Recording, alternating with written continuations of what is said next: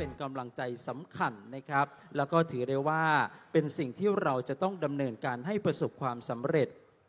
ภายใต้โครงการหน่วยอบรมประชาชนประจำตำบลนั่นเองครับสำหรับวันนี้นะครับต้องเรียนว่าเราเองยังมีกิจกรรมในส่วนของการเสวนาเชิงวิชาการอีกหนึ่งครั้งนะครับสำหรับงานในวันนี้นะครับท่านใดที่อยู่บริเวณด้านในบูธของหน่วยอบรมประชาชนประจำตำบลเรียนเชิญท่านนะครับได้เข้ามานั่งบริเวณด้านหน้าเวทีได้เลยครับซึ่งอีกสักครู่หนึ่งนะครับจะได้นำทุกท่านเข้าสู่การเสวนาวิชาการครับซึ่งวันนี้เราจะได้มาพูดคุยกันภายใต้หัวข้อ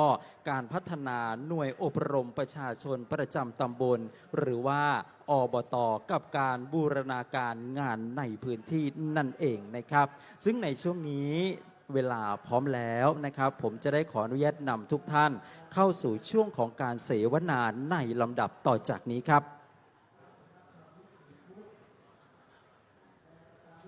ครับซึ่งในช่วงนี้นะครับผมขออาราธนาพระมหาเถระนะครับที่จะได้เข้าร่วมพูดคุยสื่อสารในกิจกรรมของการเสวนาในวันนี้ครับซึ่งวันนี้เราได้เมตตาบารมีธรรมจากพระเดชพระคุณนะครับทั้งสิ้น6รูปด้วยกันนะครับขออาราธนาขึ้นสู่เวทีนะครับเพื่อผมจะได้ดำเนินการในส่วนของกิจกรรมการเสวนาต่อจากนี้ครับในส่วนของพระภิกษุสงฆ์นะครับสามเณรที่อยู่บริเวณภายในเต็นท์ของเรานะครับผมอยากจะให้ทุกท่านนะครับได้มาร่วมรับฟังการเสวนา รวมไปถึงในส่วนของภาคประชาชนด้วยหน่วยงานภาคีเครือข่ายต่างๆนะครับทั้งภาครัฐและภาคเอกชนต้องบอกว่าทุกท่านทุกรูปมีส่วนสำคัญในการพัฒนางานอบต.เช่นเดียวกันนะครับ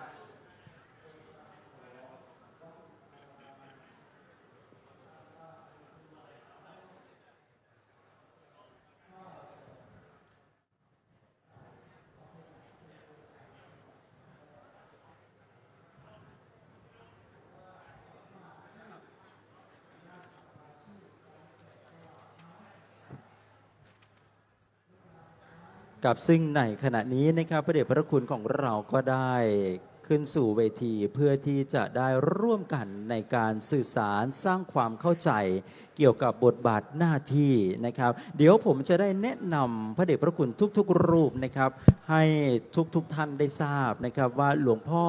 หลวงพี่ที่เข้ามาร่วมเสวนาวิชาการในครั้งนี้ท่านมีชื่อเสียงเรียงนามว่าอย่างไรบ้างและมีความสำคัญในเชิงนโยบายรวมไปถึงในภาคปฏิบัติอย่างไรบ้างนั่นเองครับ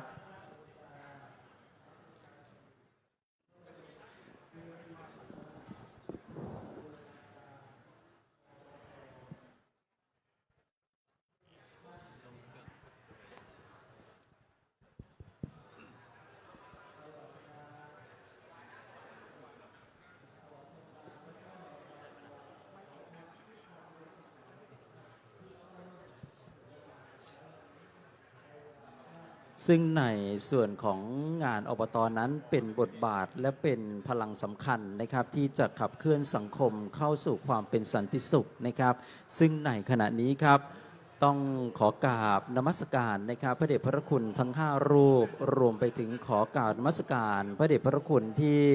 รับฟังรับชมการเสวนาอยู่ในขณะนี้รวมไปถึงทางช่องทางออนไลน์ด้วยนะครับกิจกรรมหลังจากนี้นะครับจะเป็นการเสวนาวิชาการภายใต้คอนเซปต์ที่ว่าการพัฒนาหน่วยอบรมประชาชนประจำตำบลกับการบูรณาการงานในพื้นที่นะครับซึ่งในวันนี้ด้วยเมตตาบารมีธรรมของพระเดชพระคุณซึ่งเป็นพระมหาเถระนะครับแล้วก็เป็นพระมหาเถระที่มีบทบาทสำคัญในการขับเคลื่อนงานอบต.ในเชิงนโยบายรวมไปถึงในเชิงพื้นที่อีกด้วยนะครับขอถวายการต้อนรับพระเดชพระคุณพระเทพสิงหวราจารย์ด็อกเตอร์ครับรองเจ้าคณะจังหวัดเชียงใหม่เจ้าอาวาสวัดพระสิงห์วรมหาวิหารกราบนมัสการครับรูปที่2นะครับขอถวายการต้อนรับพระเดชพระคุณพระราชเขมากรนะครับรองศาสตราจารย์ด็อกเตอร์เจ้าคณะจังหวัดแพร่เจ้าอาวาสวัดพระบาทมิ่งเมืองวรวิหารครับรูปถัดไปนะครับขอกราบ นมัสการนะครับพระเดชพระคุณพระราชปัญญาวชิรากรผู้ช่วยเจ้าอาวาสวัดพระเชตุวนวิมลมังคลารามครับท่านเป็นเลขานุการฝ่ายสาธารณสงเคราะห์ของมหาเถรสมาคมด้วยครับรูปถัดไปนะครับขอการนมัสการพระเดชพระคุณพระสุธีรัตนบัณฑิตรองศาสตราจารย์ดรครับผู้อำนวยการสถาบันวิจัยพุทธศาสตร์นะครับมหาวิทยาลัยจุฬาลงกรณราชวิทยาลัยครับเจ้าอาวาสวัดสุทธิวรารามครับรูปถัดไปนะครับขออนุญาตถวายการต้อนรับพระเดชพระคุณพระครูหิรันสุภธาดาครับเจ้าคณะตำบลแม่โป่งนะครับแม่ห้อยเงินเจ้าอาวาสวัดแม่ห้อยเงินจังหวัดเชียงใหม่ครับ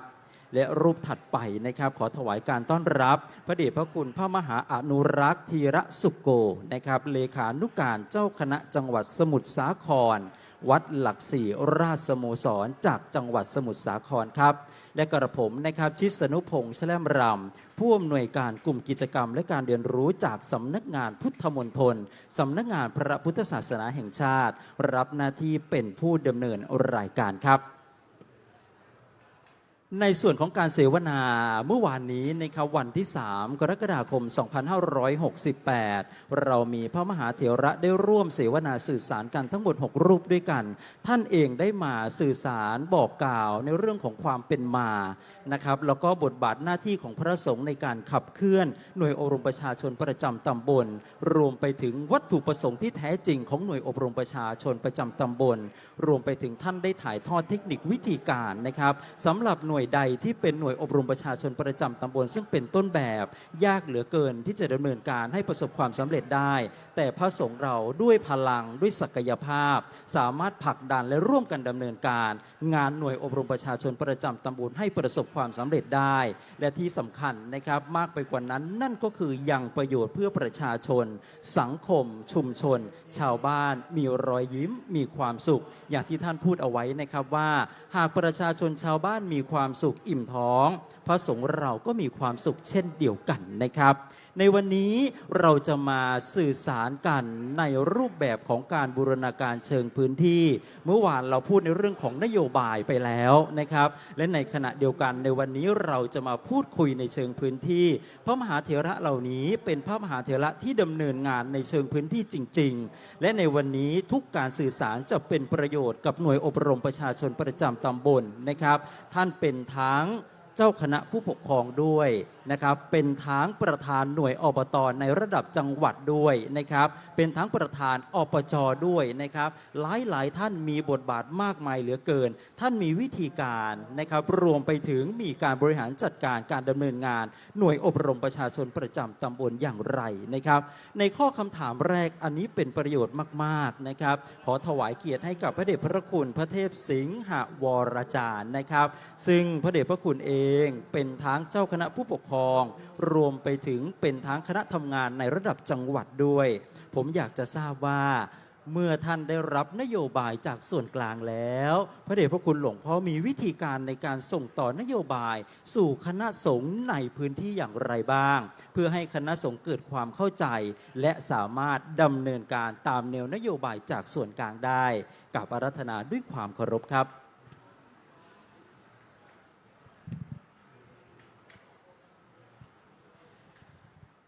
ขอถวายความเคารพนับถือพระมหาเถรานุเถระทั้งในส่วนที่อยู่ณมณฑลพิธีแห่งนี้ หรือจะกำลังรับชมรับฟังและก็ดูจากทางออนไลน์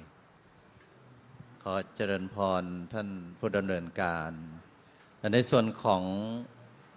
กระผมมัธยมภาพที่ได้รับภาระหน้าที่ในส่วนของหน่วยอบรมประชาชนประจำตำบลที่เจ้าหน้าที่จังหวัดได้มอบหมายงานด้านการเผยแผ่ก็อยากจะกราบเรียนและเรียนให้ทุกท่านได้ทราบว่าณปัจจุบันนี้ถ้าเรามองภาพของหน่วยอบรมประชาชนประจำตำบลก็เหมือนกับหมอหรือแพทย์ในการเข้าศึกษาในช่วงแรกๆคือก็จะต้องเรียนต้องศึกษาครอบคลุมทั้งหมด เอ่อใน 8 หัวข้อนี่ประธานหน่วยอบรมประชาชนประจำตำบลรับนโยบายรับเรื่องที่จะต้องไปขับเคลื่อนต่อ แล้วก็ส่วนงานอื่นๆ เช่นโครงการวัดประชารัฐสร้างสุข หรือโครงการหมู่บ้านศีลห้าก็เหมือนกับเป็นการเรียนเฉพาะทางไปก็คือต่อยอดไปเอากระไปจากหน่วยอบรมประชาชนประจำตำบลแล้วก็ในส่วนงานอื่นๆก็ตามไม่ว่าจะเป็นหมู่บ้านยั่งยืนหมู่บ้านสีขาวหรือโครงการต่างๆโรงเรียนผู้สูงอายุก็เป็นการต่อยอดไปจากหน่วยอบรมประชาชนประจำตำบลนั่นเองในส่วนของการขับเคลื่อนก็ขอยกตัวอย่างในปัจจุบันซึ่งมีบริบทที่แตกต่างไปจากในยุคก่อนสมัยก่อนการทำงานโดยอบรมประชาชนประจำตำบลก็จึงต้องมีการรุกรับปรับตัวที่ทำของจังหวัดเชียงใหม่นะขออนุญาตขออภัยที่ยกจังหวัดเชียงใหม่เพราะทำงานอยู่ที่นั่นนะอย่างปีที่ผ่านมานี่ก็จะเอาหน่วยอบรมประชาชนประจำตำบลเนี่ยก็มาคิดว่าเราจะต้องบูรณาการเอาส่วนงานอื่นๆที่เป็นงานเผยแผ่หรืองานสาธารณสงเคราะห์งานส่วนอื่นๆเนี่ยเข้ามาร่วมด้วยก็จึงทำโครงการที่ทำก็จะใช้คำว่าพระธรรมทูตสัญจรพลังบวรเสริมสร้างบ้านชุ่มเมืองเย็นอยู่เป็นด้วยศีลและธรรมใช้หัวข้อนี้ไปขับเคลื่อนทุกอำเภอที่บอกว่าพระธรรมทูตสัญจรนี้ก็คือดึงเอาพระนักเผยแผ่พระธรรมทูตให้มาทำงานร่วมกันบูรณาการกับหน่วยอบรมประชาชนประจำตำบลก็จะขับเคลื่อนไปในระดับอำเภอพระธรรมทูตสัญจรพลังบวรเสริมสร้างก็คือพลังจากวัดประชารัฐนั่นเองมาเสริมในส่วนที่ดีแล้วขับเคลื่อนมาโดยตลอดเอาไปเสริมให้กำลังใจพระสังฆริการที่ทำงานด้านนี้แล้วส่วนใดที่ยังไม่ได้ทำแต่เป็นเรื่องที่น่าทำก็จะเอามาสร้างมาต่อยอดเสริมต่อก็มาเสริมมาสร้างพลังบวรเสริมสร้างให้บ้านชุ่มเมืองเย็นก็คือให้ชุมชนให้สังคมให้หมู่บ้านให้ตำบลนั้นอยู่ด้วยความร่มเย็นเป็นสุขแล้วก็จะใช้คำว่าอยู่เป็นด้วยศีลและธรรมคือสังคมปัจจุบันนี้ต้องรู้จักอยู่เป็นต้องรู้จักอยู่เป็นรุกรับปรับตัวรุกก็หมายความว่าเราจะต้องทำยังไง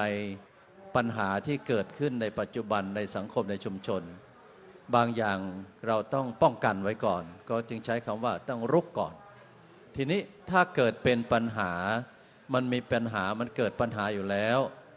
เราจะรับปัญหานั้นอย่างไรจะช่วยกันคิดร่วมกันคิดร่วมกันทำในการรับปัญหานั้นอย่างไรปรับตัวก็หมายความว่าในบริบทสังคมปัจจุบันในหลักของอบตเขาว่ามุ่งสังคมชนบทแต่ว่าปัจจุบันนี้สังคมชนบทนั้นก็ไม่แตกต่างจากเมืองมากนักเพราะว่าสื่อโซเชียลต่างๆนี้ไปถึงหมดเลยเราจะปรับตัวให้เข้ากับยุคสมัยอย่างใดจะร่วมสมัยอย่างไรอย่างคนชนบทหรือวัยรุ่นที่เราไปอบรมไปสอนพวกเยาวชนตามโรงเรียนต่างๆเนี่ยเดี๋ยวนี้เด็กเขาเข้าถึงสื่อได้เร็วขึ้นแล้วก็สามารถเรียนรู้ต่างๆบางทีก็เก่งกว่าผู้ใหญ่ทีนี้เราจะปรับตัวอย่างไรให้เข้ากับสถานการณ์เอาเรื่องที่จะต้องป้องกันเอาเรื่องที่จะต้องมาแก้ไขที่ใช้คำว่ารุกรับปรับตัวเพื่อให้การทำงานของเรานั้นได้สะดวกขึ้นดีขึ้นอันนี้ก็เป็นส่วนหนึ่งที่พยายามไปขับเคลื่อนการขับเคลื่อนนั้นไม่ได้จะ ไปเฉพาะของคณะกรรมการหรือของคณะสงฆ์จังหวัดอย่างเดียว ก็จะเอาหน่วยงานที่เกี่ยวข้องกับเรา เช่นสำนักงานพุทธศาสนาจังหวัดวัฒนธรรมจังหวัดแล้วก็หน่วยงานองค์กรต่างๆเช่นเรื่องของเจ้าหน้าที่ที่รับภาระดูแลเรื่องของเรื่องเสพติดก็ดีหน่วยงานที่เกี่ยวข้องเราก็พยายามดึงไปแล้วก็จะมีการทำตารางว่าวันที่นี้เดือนนี้สัปดาห์นี้เราจะลงไปที่อำเภอนั้นนะสัปดาห์ต่อไปไปอำเภอนั้นก็เรียงตามลำดับก็ทำมาตั้งแต่ปีที่ผ่านมาก็ทางคณะสงฆ์อำเภอเราก็จะขอตั้งแต่ระดับพระเถระระดับอำเภอเจ้าหน้าปกครองเจ้าหน้าอำเภอรองอำเภอเจ้าคณะตำบลแล้วก็เจ้าวาดและโดยเฉพาะชุมชนในตำบลนั้นๆเนี่ยประสานงานกับผู้นำชุมชนการนำเสนอเบื้องต้นนี้เราจะโยงไปถึงสถาบันพระมหากษัตริย์ก่อนแล้วก่อนที่จะเข้าสู่เรื่องแล้วก็จะคุยถึงว่าสถาบันพระมหากษัตริย์กับสถาบันพุทธศาสนาเนี่ยไม่สามารถจะแยกจากกันได้ก็นับตั้งแต่พระพุทธเจ้าพระองค์ก็มาจากสถาบันพระมหากษัตริย์แล้วก็ผู้ที่อุปถัมภ์บำรุงพุทธศาสนาในยุคสมัยนั้นก็ส่วนใหญ่ก็จะเป็นพระมหากษัตริย์นั่นเองพระเจ้าพิมพิสารพระเจ้าอโศกเจ้าเปรตที่โกศลอย่างนี้เป็นต้นก็เรายึดโยงกันแล้วก็จะเป็นพลังในการทำให้การเผยแผ่พุทธศาสนานี้ดีขึ้นแล้วมาถึงประเทศไทยของเราตั้งแต่อยุธยาสุโขทัยมาจนถึงรัตนโกสินทร์เราก็ได้สถาบันพระมหากษัตริย์เนี่ยอย่างที่เราจัดงานเนี่ยเนาะถ้าไม่มีพระมหากษัตริย์นี่เราไม่สามารถจะจัดอย่างนี้ได้เลยแล้วก็งานทุกอย่างเนี่ยความเชื่อมโยงแล้วก็การประถมค้ำชูพุทธศาสนาเนี่ยเราได้สถาบันพระมหากษัตริย์ก็จะให้สาธุชนผู้มาร่วมงานนั้นได้เห็นความสำคัญสถาบันพระมหากษัตริย์กับสถาบันศาสนานี้ไม่สามารถจะแยกจากกันได้เราจะเกริ่นจะนำในเรื่องนี้ก่อนแล้วก็จะเข้าสู่ในเรื่องที่กล่าวเบื้องต้นว่าพระธรรมทูตสัญจรพรางบวรเสริมสร้างบ้านชุ่มเมืองเย็นอยู่เป็นด้วยศีลด้วยธรรมก็คือต้องอยู่เป็นโดยเอาศีลเอาธรรมมาเป็นแกนในการดำเนินชีวิตเพราะนั้นในส่วนเบื้องต้นก็ขอกราบเรียนและก็เรียนนำเสนอแค่นี้ก่อนครับผมครับกล่าวขอบพระคุณในความเมตตาของพระเดชพระคุณพระเทพสิงหวราจารย์นะครับหลวงพ่อได้สื่อสารสร้างความเข้าใจแล้วก็เป็นแนวทางให้กับพระมหาเถระซึ่งเป็นเจ้าคณะผู้ปกครองในระดับจังหวัดนะครับสิ่งแรกที่หลวงพ่อใช้เทคนิคในการย่อยนโยบายนั่นก็คือผู้ที่เป็นผู้นำต้องทำความเข้าใจในเชิงนโยบายให้ชัดเจนก่อนนะครับก่อนที่จะส่งต่อไปยังคณะสงฆ์ในพื้นที่เพื่อให้เกิดประสิทธิภาพในการดำเนินงานนั่นเองและสิ่งหนึ่งหลวงพ่อให้นโยบายเอาไว้ว่าการจะเริ่มต้นทำอะไรก็ดีนะครับอย่าลืมสถาบันพระมหากษัตริย์นะครับซึ่งท่านเองก็ได้บอกเราว่าสถาบันพระมหากษัตริย์นั้นมีการเกื้อกูลอุปถัมภ์ค้ำชูกับพระพุทธศาสนามาตั้งแต่โบราณกาลจวบจนปัจจุบันดังนั้นก่อนจะเริ่มในส่วนของการทำกิจการงานใดก็ตามแต่ให้เทิดทูนเอาไว้ซึ่งสถาบันพระมหากษัตริย์นั่นเองและหลวงพ่อเองก็ยังได้ยกตัวอย่างโมเดลโครงการซึ่งดำเนินการแล้วประสบความสำเร็จในพื้นที่ของจังหวัดเชียงใหม่นะครับนั่นก็คือในเรื่องของพระธรรมทูตสัญจรนะครับบวรเสริมสร้างบ้านชุ่มเมืองเย็นอยู่เป็นด้วยศีลธรรมเป็นโครงการที่ชื่อสวยหรูมากนะครับแล้วก็สร้างประโยชน์ให้กับคนในชุมชนมากๆกราบขอบพระคุณในความเมตตาครับต่อไปนะครับผมขออนุญาตนะครับได้ให้ทุกท่านนะครับรวมไปถึงคณะสงฆ์หน่วยอบรมประชาชนประจำตำบลที่ตั้งใจที่จะดำเนินการขับเคลื่อนหน่วยอบรมประชาชนประจำตำบลเนี่ยนะครับเกี่ยวกับเรื่องของสาธารณสงเคราะห์ผมเชื่อว่าหลายๆวัดหลายๆหน่วยนะครับกำลังมุ่งเน้นที่จะทำเรื่องนี้อยู่นะครับและผมเชื่อว่าเรื่องนี้เป็นเรื่องที่สำคัญเพราะชุมชนกับวัดเนี่ยถือได้ว่าเป็นสิ่งที่อยู่เคียงข้างกันมาตั้งแต่อดีตจนถึงปัจจุบันดังนั้นเทคนิควิธีการในการดำเนินการในส่วนของสาธารณสงเคราะห์ให้เป็นประโยชน์กับชุมชนนี้ต้อง บอกว่าต้องเป็นพระเดชพระคุณรูปนี้นะครับท่านทำงานมายาวนานต่อเนื่องครับขอถวายเกียรติให้กับพระเดชพระคุณพระราชปัญญาวชิรากรนะครับท่านมีแนวนโยบายในส่วนของการขับเคลื่อนงานสาธารณสงเคราะห์ให้เกิดรูปธรรมอย่างไรบ้างกราบอาราธนาด้วยความเคารพครับ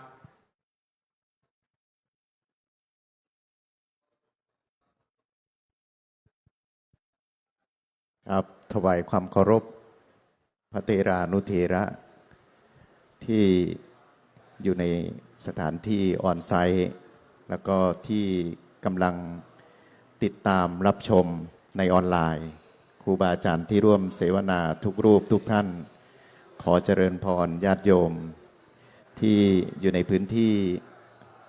ออนไซต์แล้วก็ออนไลน์วันนี้นับเป็นโอกาสดีที่กับผมมัตมาภาพจะได้ร่วมเสวนาในส่วนของภารกิจของคณะสงฆ์โดยเฉพาะภารกิจด้านงานสาธารณเคราะห์งานสาธารณสงเคราะห์นับตั้งแต่มีการกำกับนโยบายงานด้านที่ 6 ของคณะสงฆ์ก็คือด้านสาธารณสงเคราะห์ในแผนปฏิรูปกิจการพระพุทธศาสนาให้ภารกิจงานด้านสาธารณสงเคราะห์เดินการอยู่2โครงการ2เรื่องที่1ก็คือโครงการสงเคราะห์เพื่อสังคมอันนี้เป็นภารกิจหลักของคณะสงฆ์โครงการที่2ก็คือโครงการสาธารณสงเคราะห์ภาคีเครือข่ายซึ่ง2ภารกิจ2โครงการนี้นับตั้งแต่มีการขับเคลื่อนงานสาธารณสงเคราะห์ของคณะสงฆ์ก็ได้ดำเนินการมาต่อเนื่องและตลอดโดยภารกิจที่เกิดขึ้นณวันนี้โครงการของพระสงฆ์เดิมพระสงฆ์ที่ท่านเปิดวัดของท่านทำหน้าที่สาธารณสงเคราะห์เนี่ยท่านจะทำด้วยจิตอาสาเปิดวัดของท่านใช้สถานที่วัดของท่านดำเนินการดูแลสังคมชุมชนเขาเรียกว่าจิตอาสาส่วนภารกิจที่2ที่พระสงฆ์ดำเนินการอยู่ตอนนี้ก็คือสนองนโยบายของคณะสงฆ์ก็คือด้านการสาธารณสงเคราะห์ในภารกิจ6ด้านตอนนี้งาน2โครงการที่ว่านี้เนี่ยเป็นโครงการที่พระสงฆ์โดยเฉพาะพระที่ทำหน้าที่จิตอาสาได้ดำเนินการต่อเนื่องมาอย่างยาวนานโดยไม่ย่อท้อแล้วก็กำลังพยายามขับเคลื่อนส่วนภารกิจที่เป็นนโยบายตอนนี้ก็มีเพิ่มเติมขึ้นมาซึ่งตอนนี้ก็ในสังคมชุมชนก็รับรู้รับทราบว่าคณะสงฆ์ออกไปช่วยเหลือชาวบ้านมากยิ่งขึ้นแล้วก็พระสงฆ์ก็เริ่มดูแลพระสงฆ์ด้วยกันเองโดยเฉพาะเรื่องการสร้างกุฏิชีวาภิบาลดูแลพระภิกษุภายในวัดที่อาพาธแล้วก็สร้างสถานชีวาภิบาลสำหรับดูแลสังคมชุมชนที่เจ็บไข้ได้ป่วยภารกิจที่ว่าที่ยกตัวอย่างเป็นต้นมานี้เป็นภารกิจที่พระสงฆ์ตั้งใจที่จะตอบแทนสังคมชุมชนและสนองงานนโยบายของคณะสงฆ์โดยเฉพาะพระคติธรรมเจ้าพระคุณสมเด็จพระสังฆราชที่ประทานไว้ว่าเมื่อยังมีชีวิตอยู่พึงเกื้อกูลกันอันนี้เป็นสิ่งที่คณะสงฆ์ครูบาอาจารย์ได้น้อมมาปฏิบัติตามพระคติธรรมโดยเฉพาะเมื่อสังคมชุมชนมีภัยอะไรเกิดขึ้นวัดจะเป็นที่พึ่งของชาวบ้านเป็นอันดับแรกจากนั้นคณะสงฆ์โดยเฉพาะพระสงฆ์ที่ทำหน้าที่ในด้านงานสาธารณสงเคราะห์ก็จะประสานงานบูรณาการกับภาคีเครือข่ายโดยเฉพาะหน่วยงานของรัฐคณะสงฆ์ก็จะมาอาศัยหรือว่าขอความร่วมมือประสานงานในการร่วมมือใช้กลไกร่วมกันอันนี้เป็นสิ่งที่พระสงฆ์ได้ร่วมกันดำเนินการมาตลอดนอกจากนั้นงานสาธารณสงเคราะห์ของพระสงฆ์ก็ได้ใช้หน่วยงานของมหาวิทยาลัยของคณะสงฆ์ทั้ง2มหาวิทยาลัยนั่นก็คือมหาวิทยาลัยมหาจุฬาลงกรณราชวิทยาลัยหรือมจร.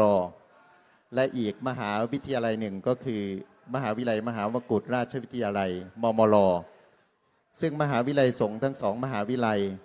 ก็ได้มาเชื่อมประสานร่วมกันสนองงานนโยบายของคณะสงฆ์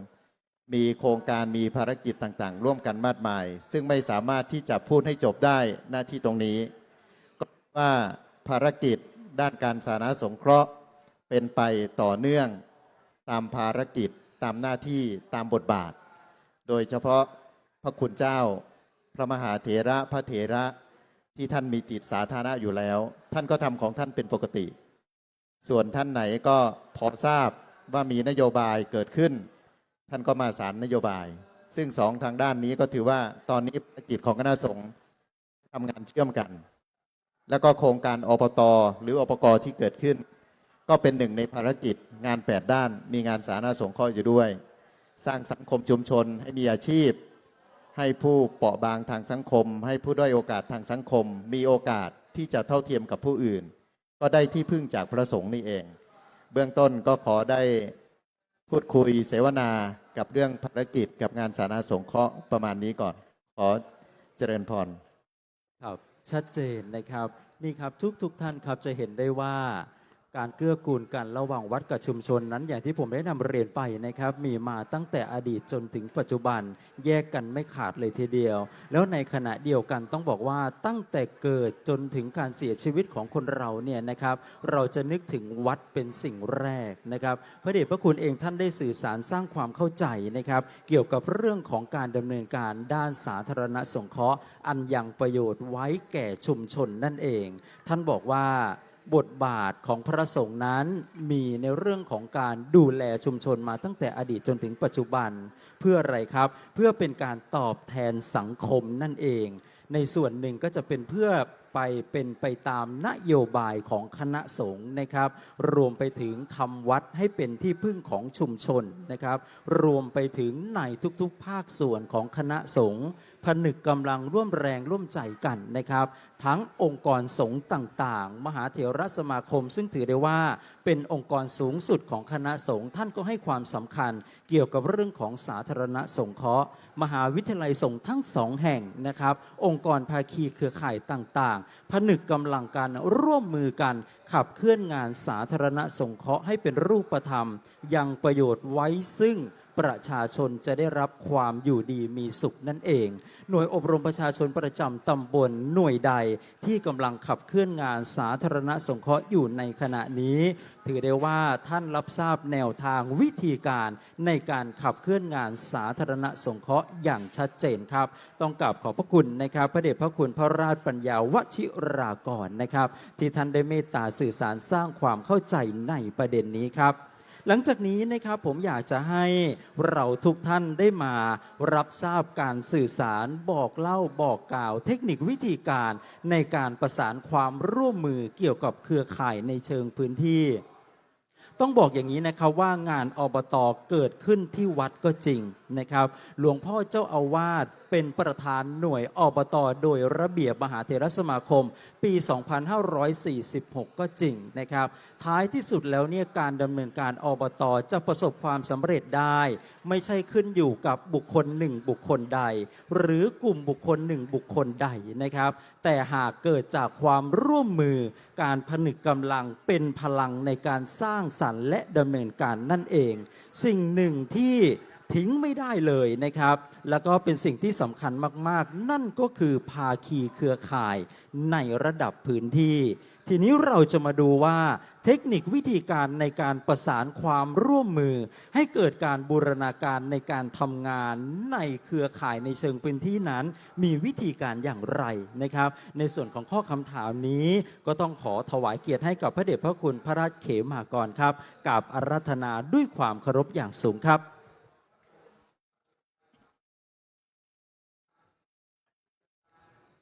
ขอคารวะพระมหาเถรานุเถระทุกรูปวิทยากรผู้ร่วมเสวนาทุกรูปทุกท่านมีพระเดชพระคุณพระเทพสิงหวราจารย์เป็นต้นขอเจริญพรผู้ดำเนินรายการพร้อมด้วยศรัทธาสาธุชนพุทธบริษัททั้งหลายที่อยู่ณที่นี้ตลอดถึงรับชมทางออนไลน์ก่อนที่จะเข้าสู่การนำแนวนโยบายของคณะสงฆ์หรือหมอสอสู่ภาคปฏิบัตินั้นก็อยากจะย้อนกลับไปจุดเริ่มต้นนิดหนึ่ง ก็คือว่าอปตยังมีคนสับสนว่าเขาได้ยินแต่อบตนะอปตหมายความว่าอะไรนะอันนี้แหละพระสงฆ์เราจะต้องชี้แจงเผยแผ่ขยายความหน่อยว่าอปตมาจากหน่วยอบรมประชาชนประจำตำบลระดับตำบลทุกตำบลในประเทศไทยปัจจุบันมี613หน่วยทีนี้สูงขึ้นมาเขาเรียกว่าอปอระดับอำเภอนะถ้าระดับจังหวัดเรียกว่าอปจก็ไปคล้องกับอบจของฝ่ายบ้านเมืองนี่นะทีนี้ระดับกลางก็คือหน่วยอบรมประชาชนส่วนกลางหรือหน่วยอบรมประชาชนกลางซึ่งในอดีตเกิดขึ้นด้วยความดำริของเจ้าประคุณสมเด็จพระพุทธโฆษาจารย์ฟื้นชุตินทโรกรรมการมหาเถรสมาคมอดีตเจ้าวาดวัดสามพระยาปี 2518 ต่อมามีการปรับปรุงเปลี่ยนแปลงระเบียบกฎปี 2546 และก็มีประธานหน่วยอบรมประชาชนกลางก็คือเจ้าคุณสมเด็จพระมหาราชมังคลาจารย์เจ้าหน้าที่คนเหนือเนี่ยท่านเน้นมากในโดดเด่นคืออปตของคนเหนือทีนี้ต่อมา 2562 มหาเถรสมาคมได้แต่งตั้งเจ้าประคุณสมเด็จพระมหาธีราจารย์ประสิทธิ์เขมังกโรกรรมการมหาเถรสมาคมเจ้าวาดวัดพระเชตุพนวิมลมังคลารามราชวรมหาวิหารเจ้าคณะใหญ่หนเหนือและเป็นประธานฝ่ายสาธารณสงเคราะห์ของคณะสงฆ์ของมศ.เป็นประธานจึงเข้ามาสู่งานสืบสารรักษาต่อยอดในวันนี้คำว่าสืบสารก็ตั้งแต่จุดเริ่มต้น 2518 แก้ไขระเบียบ 2546 มาจนถึงปัจจุบันเนี่ยสืบสารรักษาโดยเจ้าคุณสมเด็จพระมหาเถราจารย์ได้ต่อยอดมาถึงวันนี้ดังนั้นอปตในนามผู้รับนโยบายจากส่วนกลางสู่ภาคปฏิบัติในระดับจังหวัดเรียกว่าอปจเพื่อจะนำไปกระจายสู่อปอและอปตในที่สุดนั้นก็ในส่วนของในฐานะที่อยู่แพร่ก็มีการประชุมคณะสงฆ์สัญจรประจำทุกเดือนในทุกเดือนก็จะพูดถึงภารกิจสงฆ์6+1อยู่แล้วทีนี้อปตก็เรานี่อยู่ในส่วนของการฝ่ายเผยแผ่ด้านเผยแผ่พระพุทธศาสนาก็เจาะจงอย่างแพร่เนี่ยจะประชุมสัญจรในวันที่จริงๆจะเอาวันที่8เดือนนี้แต่ว่าติดงานหลายงานเข้าพรรษาด้วยแล้วก็ประชุมเจ้าสำนักวันที่8เนี่ยเลื่อนไป 18 กรกฎาคมสัญจรอปตสัญจรของจังหวัดที่สูงเม่นเราก็จะชี้แจงให้กับคณะสงฆ์เวลาทำงานก็จะเชิญประชุมทั้งทุกภาคส่วนของรัฐมามีส่วนร่วมในการจัดงาน โดยเน้นนโยบายให้ประธานหน่วยอปตแต่ละหน่วยนั่นต้องรู้จักบทบาทหน้าที่ของตนก็คือหมายว่ามีหน้าที่ให้รู้จักหน้าที่มีอะไรบ้างอปตหน้าที่ของประธานหน่วยอปตส่วนมากจะไม่ค่อยรู้ถ้าคนไม่เคยทำงานจะไม่รู้มีหน้าที่รู้จักหน้าที่ทำตามหน้าที่ปฏิบัติตามหน้าที่ไม่ละเลยหน้าที่ไม่ล่วงเลยหน้าที่นี่แหละต้องชี้แจงให้เข้าใจก่อนเนาะเพราะบางที่ท่านไม่เข้าใจก็เป็นปัญหาตามมานะครับเมื่อชี้แจงให้เข้าใจแล้วเน้นย้ำหลักการเผยแผ่พระพุทธศาสนาก็ต้องย้อนนึกถึงพระบรมราโชวาทของพระพุทธเจ้าพุทธพจน์เรียกว่าจรัตถภิกขเวจาริกังจระมโนพหุชนะหิตายะพหุชนะสุขายะโลกานุกัมปายะเนี่ยยกอ้างให้เขาเข้าใจก่อน ว่าพุทธองค์ตรัสว่าภิกษุทั้งหลายผู้เห็นภัยในสงสารทั้งหลายนะพวกเธอจงจาริกไปเพื่อประโยชน์เกื้อกูลแก่ชนหมู่มากเพื่อความสุขแก่คนหมู่มากและเพื่ออนุเคราะห์ชาวโลกนี่หลักของการเผยแผ่ของเราทีนี้เมื่อมาถึงพวกเราเนี่ยการที่จะดึงคนเข้าวัดจุดประสงค์หลักนี่นะเพราะว่าหน่วยอบรมประชาชนประจำตำบลก็คณะกรรมการนี้ประกอบด้วยคณะสงฆ์ในตำบลนั้นๆโดยมีเจ้าคณะตำบลเนี่ยเป็นประธานหรือเป็นที่ปรึกษาบางที่เขาเป็นเองบางที่เป็นที่ปรึกษาหรือวัดที่มีความพร้อมนะเป็นประธานปต.ทีนี้เมื่อประชุมเนี่ยต้องเอาเขาเรียกว่าองค์กรปกครองส่วนท้องถิ่นกำนันนายก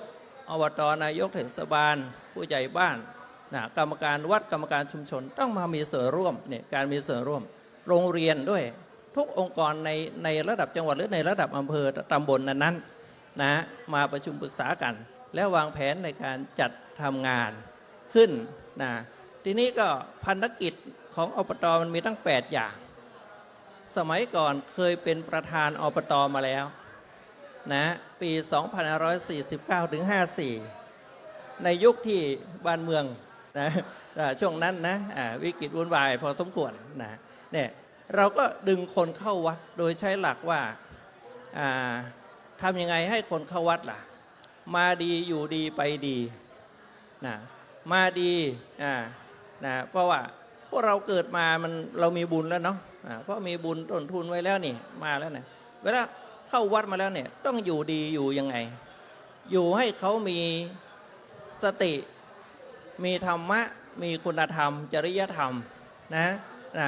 บางคนมาไม่ดีมาตอนมามันดูดีนะกลับไปเป็นอีกอย่างเนี่ยทำยังไงแก้ไขปัญหาคนได้นะก็ต้องสอนคุณธรรมจริยธรรมต่างๆบรรยายสอนกรรมฐานสอนอะไรต่างๆให้มากมายเนาะในหลัก4ประการ8ประการให้เข้าใจทั้งหน่วยอบต.ต้องเข้าใจและกำนันผู้ใหญ่บ้านชุมชนต้องเข้าใจถ้าเขาไม่เข้าใจเขาไม่ให้ความร่วมมือใช่ไหมครับ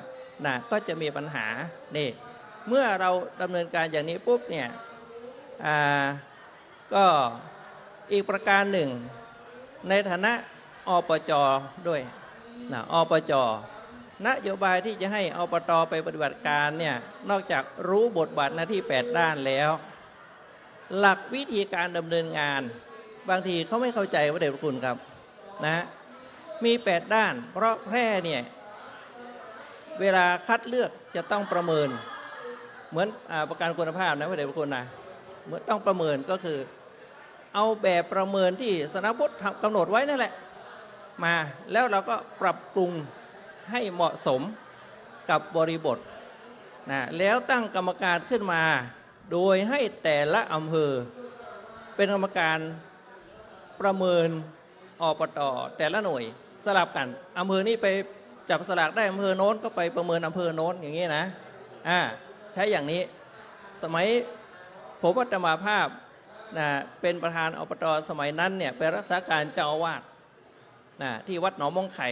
วัดอดีตเจ้าหน้าจังหวัดสำนักเรียนเลยนะก็มาสอดคล้องว่าสืบสารรักษาต่อยอดยังไงไปหลวงพ่อจังหวัดตั้งให้ไปรักษาการเจ้าอาวาสสมัยนั้นวัดนี้เป็นวัดประจำตำบลมี8หมู่บ้าน1,500 กว่าหลังคาเรือนทีนี้พระเนนก็ไม่มี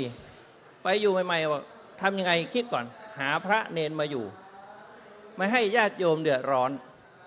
มีงานบุญไงแล้วก็หามาอย่างน้อยต้อง9รูปนี่คือประการที่1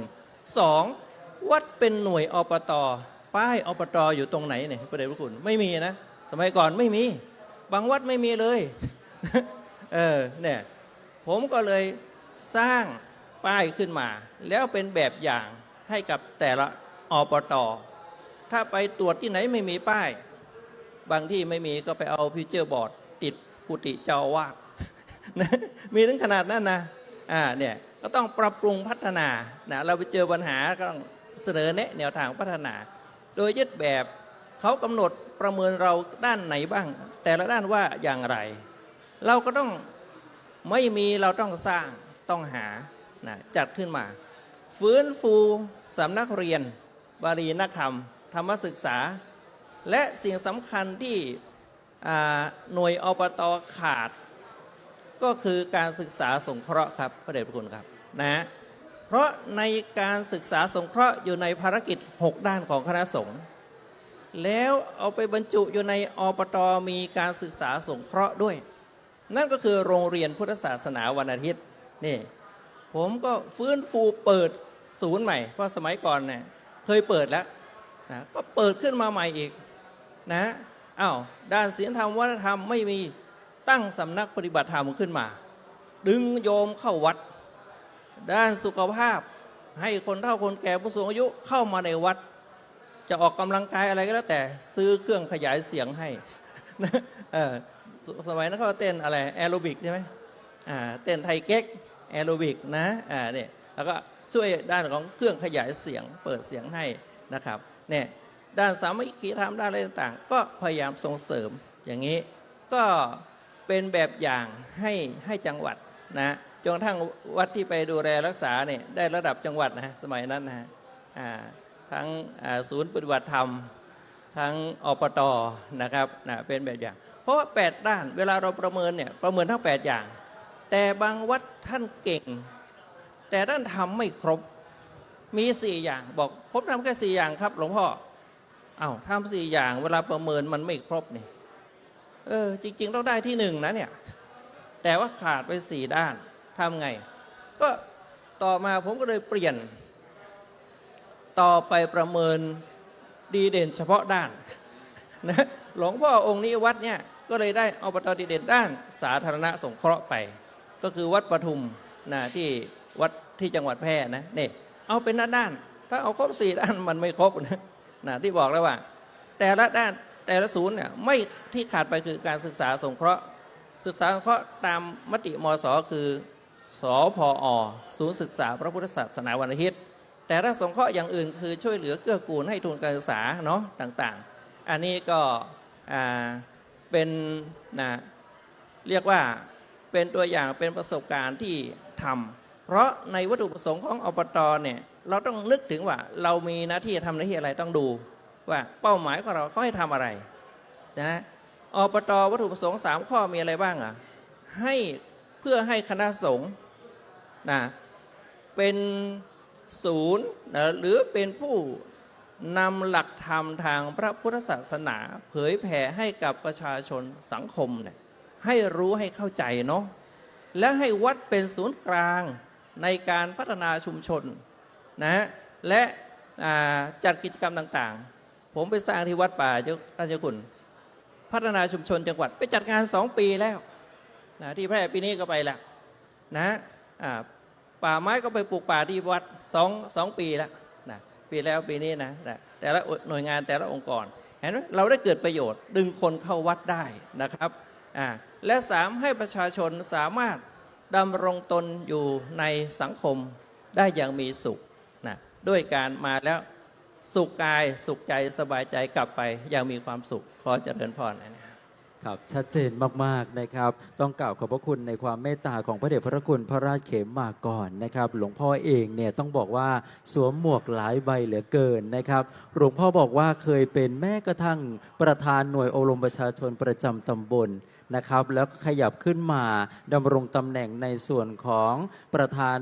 อบรมประชาชนในระดับจังหวัดด้วยต้องบอกว่าในแต่ละบทบาทเนี่ยหน้าที่เนี่ยมากมายเหลือเกินแต่เทคนิควิธีการนะครับอันนี้หลวงพ่อได้ถ่ายทอดสร้างความเข้าใจและอาจจะเป็นแนวทางเป็นไกด์ไลน์ให้กับหน่วยอบรมประชาชนประจำตำบลในจังหวัดต่างๆได้นำไปใช้ได้หลวงพ่อบอกว่าในส่วนแรกต้องสร้างความเข้าใจให้กับคณะสงฆ์ในจังหวัดในพื้นที่ให้เข้าใจถึงความหมายของคำว่าหน่วยอบรมประชาชนประจำตำบลซะก่อนนะครับและต้องมีการประชุมนะครับอย่างหลวงพ่อเองใช้กระบวนการประชุมสัญจรเพื่อชี้แจงบทบาทหน้าที่อันเกี่ยวเนื่องกับ การดำเนินงานหน่วยอบรมประชาชนประจำตำบลให้คณะสงฆ์ในพื้นที่ได้เข้าใจบทบาท ได้เข้าใจภารกิจในเชิงของการพัฒนาหน่วยอบรมประชาชนประจำตำบลนั่นเอง แต่การประชุมที่ว่านี้ไม่ใช่เพียงแค่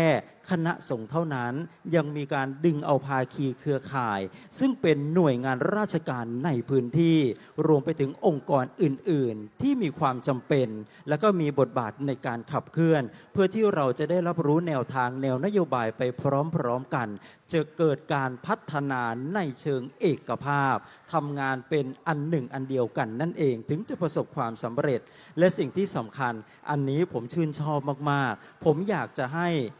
ทุกวัดนะครับซึ่งเป็นหน่วยอบต.หรือทุกจังหวัดดำเนินการนั่นให้มีกระบวนการติดตามประเมินผลนะครับตามหลักวิชาการเนี่ยพระเดชพระคุณเจ้าคุณสุธีท่านจะทราบดีนะครับเพราะว่าท่านเป็นฝ่ายวิชาการ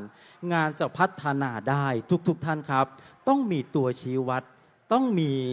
สิ่งนี้เป็นตัววัดว่าสิ่งที่เราทำเนี่ยประสบความสำเร็จหรือไม่ผ่านเกณฑ์หรือไม่เรายังอ่อนตรงไหนเรายังด้อยตรงไหนแล้วเราจะพัฒนาอย่างไรให้ผ่านเกณฑ์มาตรฐานนี้ได้อันนี้สำคัญมากๆควรจะเป็นแบบอย่างนะครับในเรื่องของการติดตามและประเมินผลการดำเนินงานและท้ายที่สุดนะครับเราต้องมีการวิเคราะห์มีการปรับปรุงมีการพัฒนา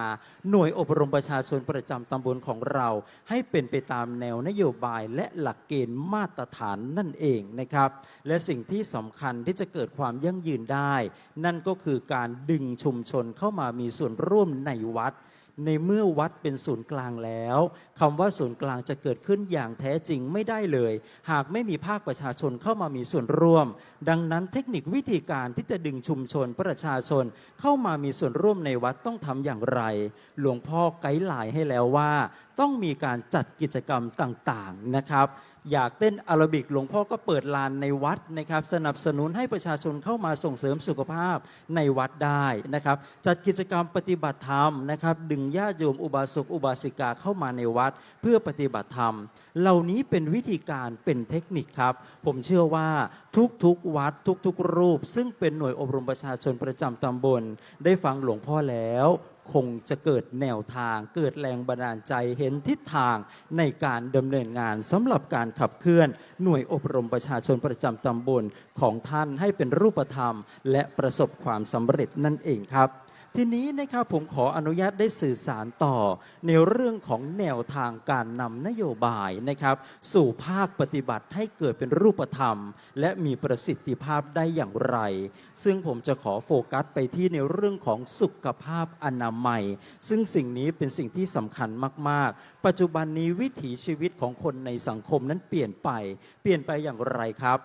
ทุกท่านจะให้ความสำคัญเกี่ยวกับเรื่องของสุขภาพมากยิ่งขึ้นท่านจะเห็นว่ามีชีวจิตเกิดขึ้นมากมายนะครับมีออร์แกนิกเกิดขึ้นมากมายดังนั้นสะท้อนให้เห็นว่าคนในสังคมให้ความสำคัญกับสุขภาพอนามัยมากขึ้นนะครับและในขณะเดียวกันไม่ใช่แค่คนในสังคมที่จะต้องตระหนักแล้วก็รู้ถึงความสำคัญของเรื่องสุขภาพพระสงฆ์เองก็ต้องตระหนักรู้ในเรื่องนี้ด้วยนะครับในเรื่องนี้นะครับต้องบอกว่า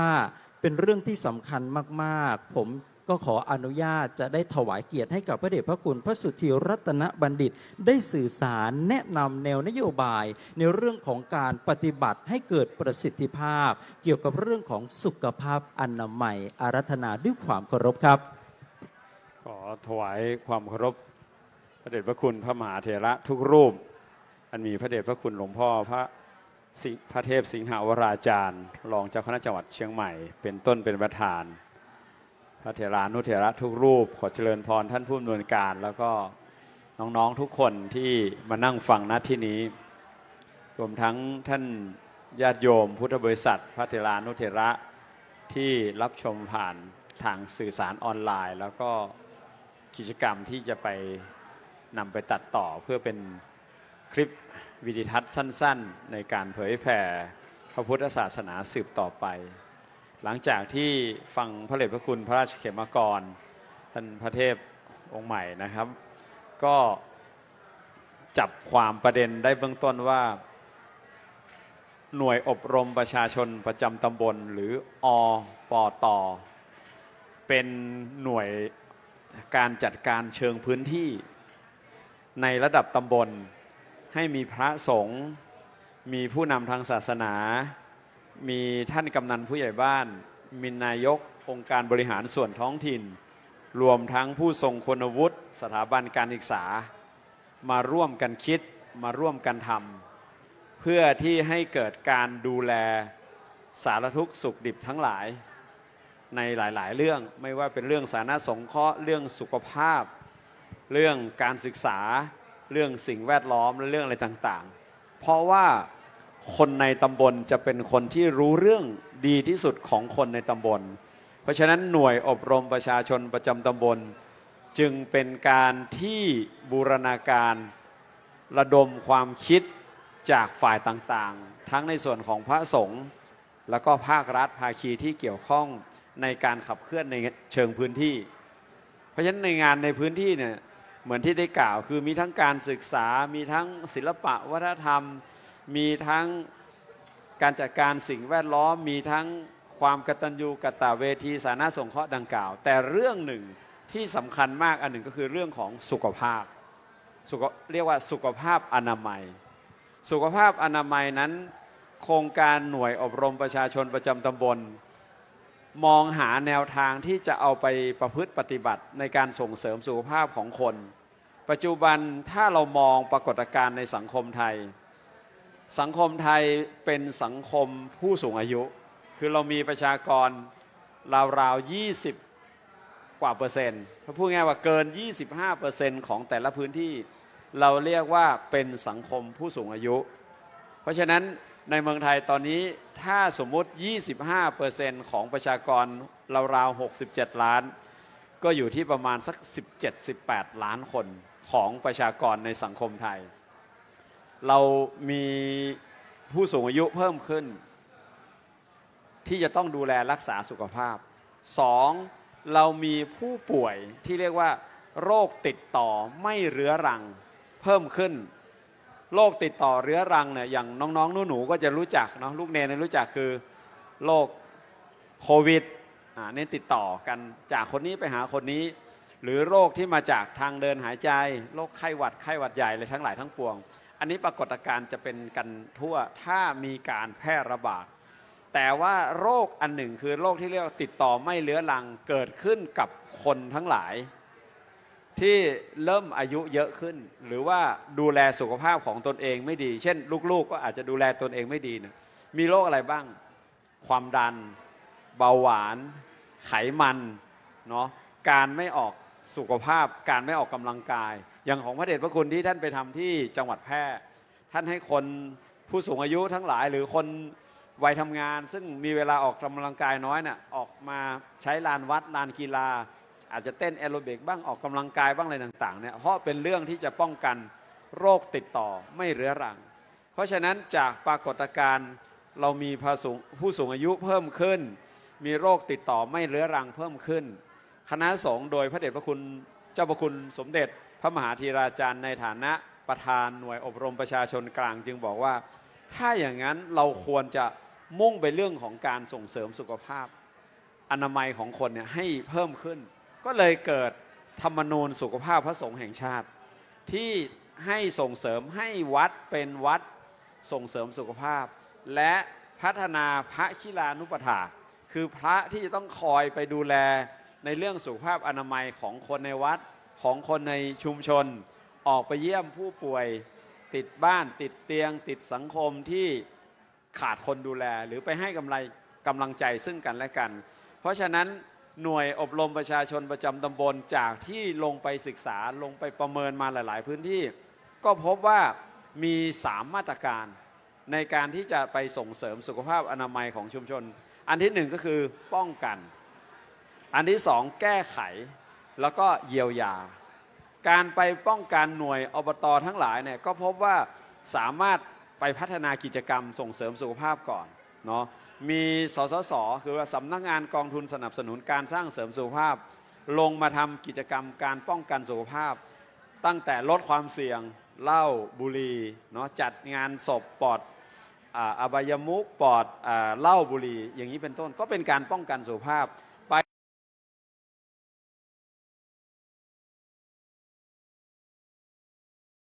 ส่งเสริมกิจกรรม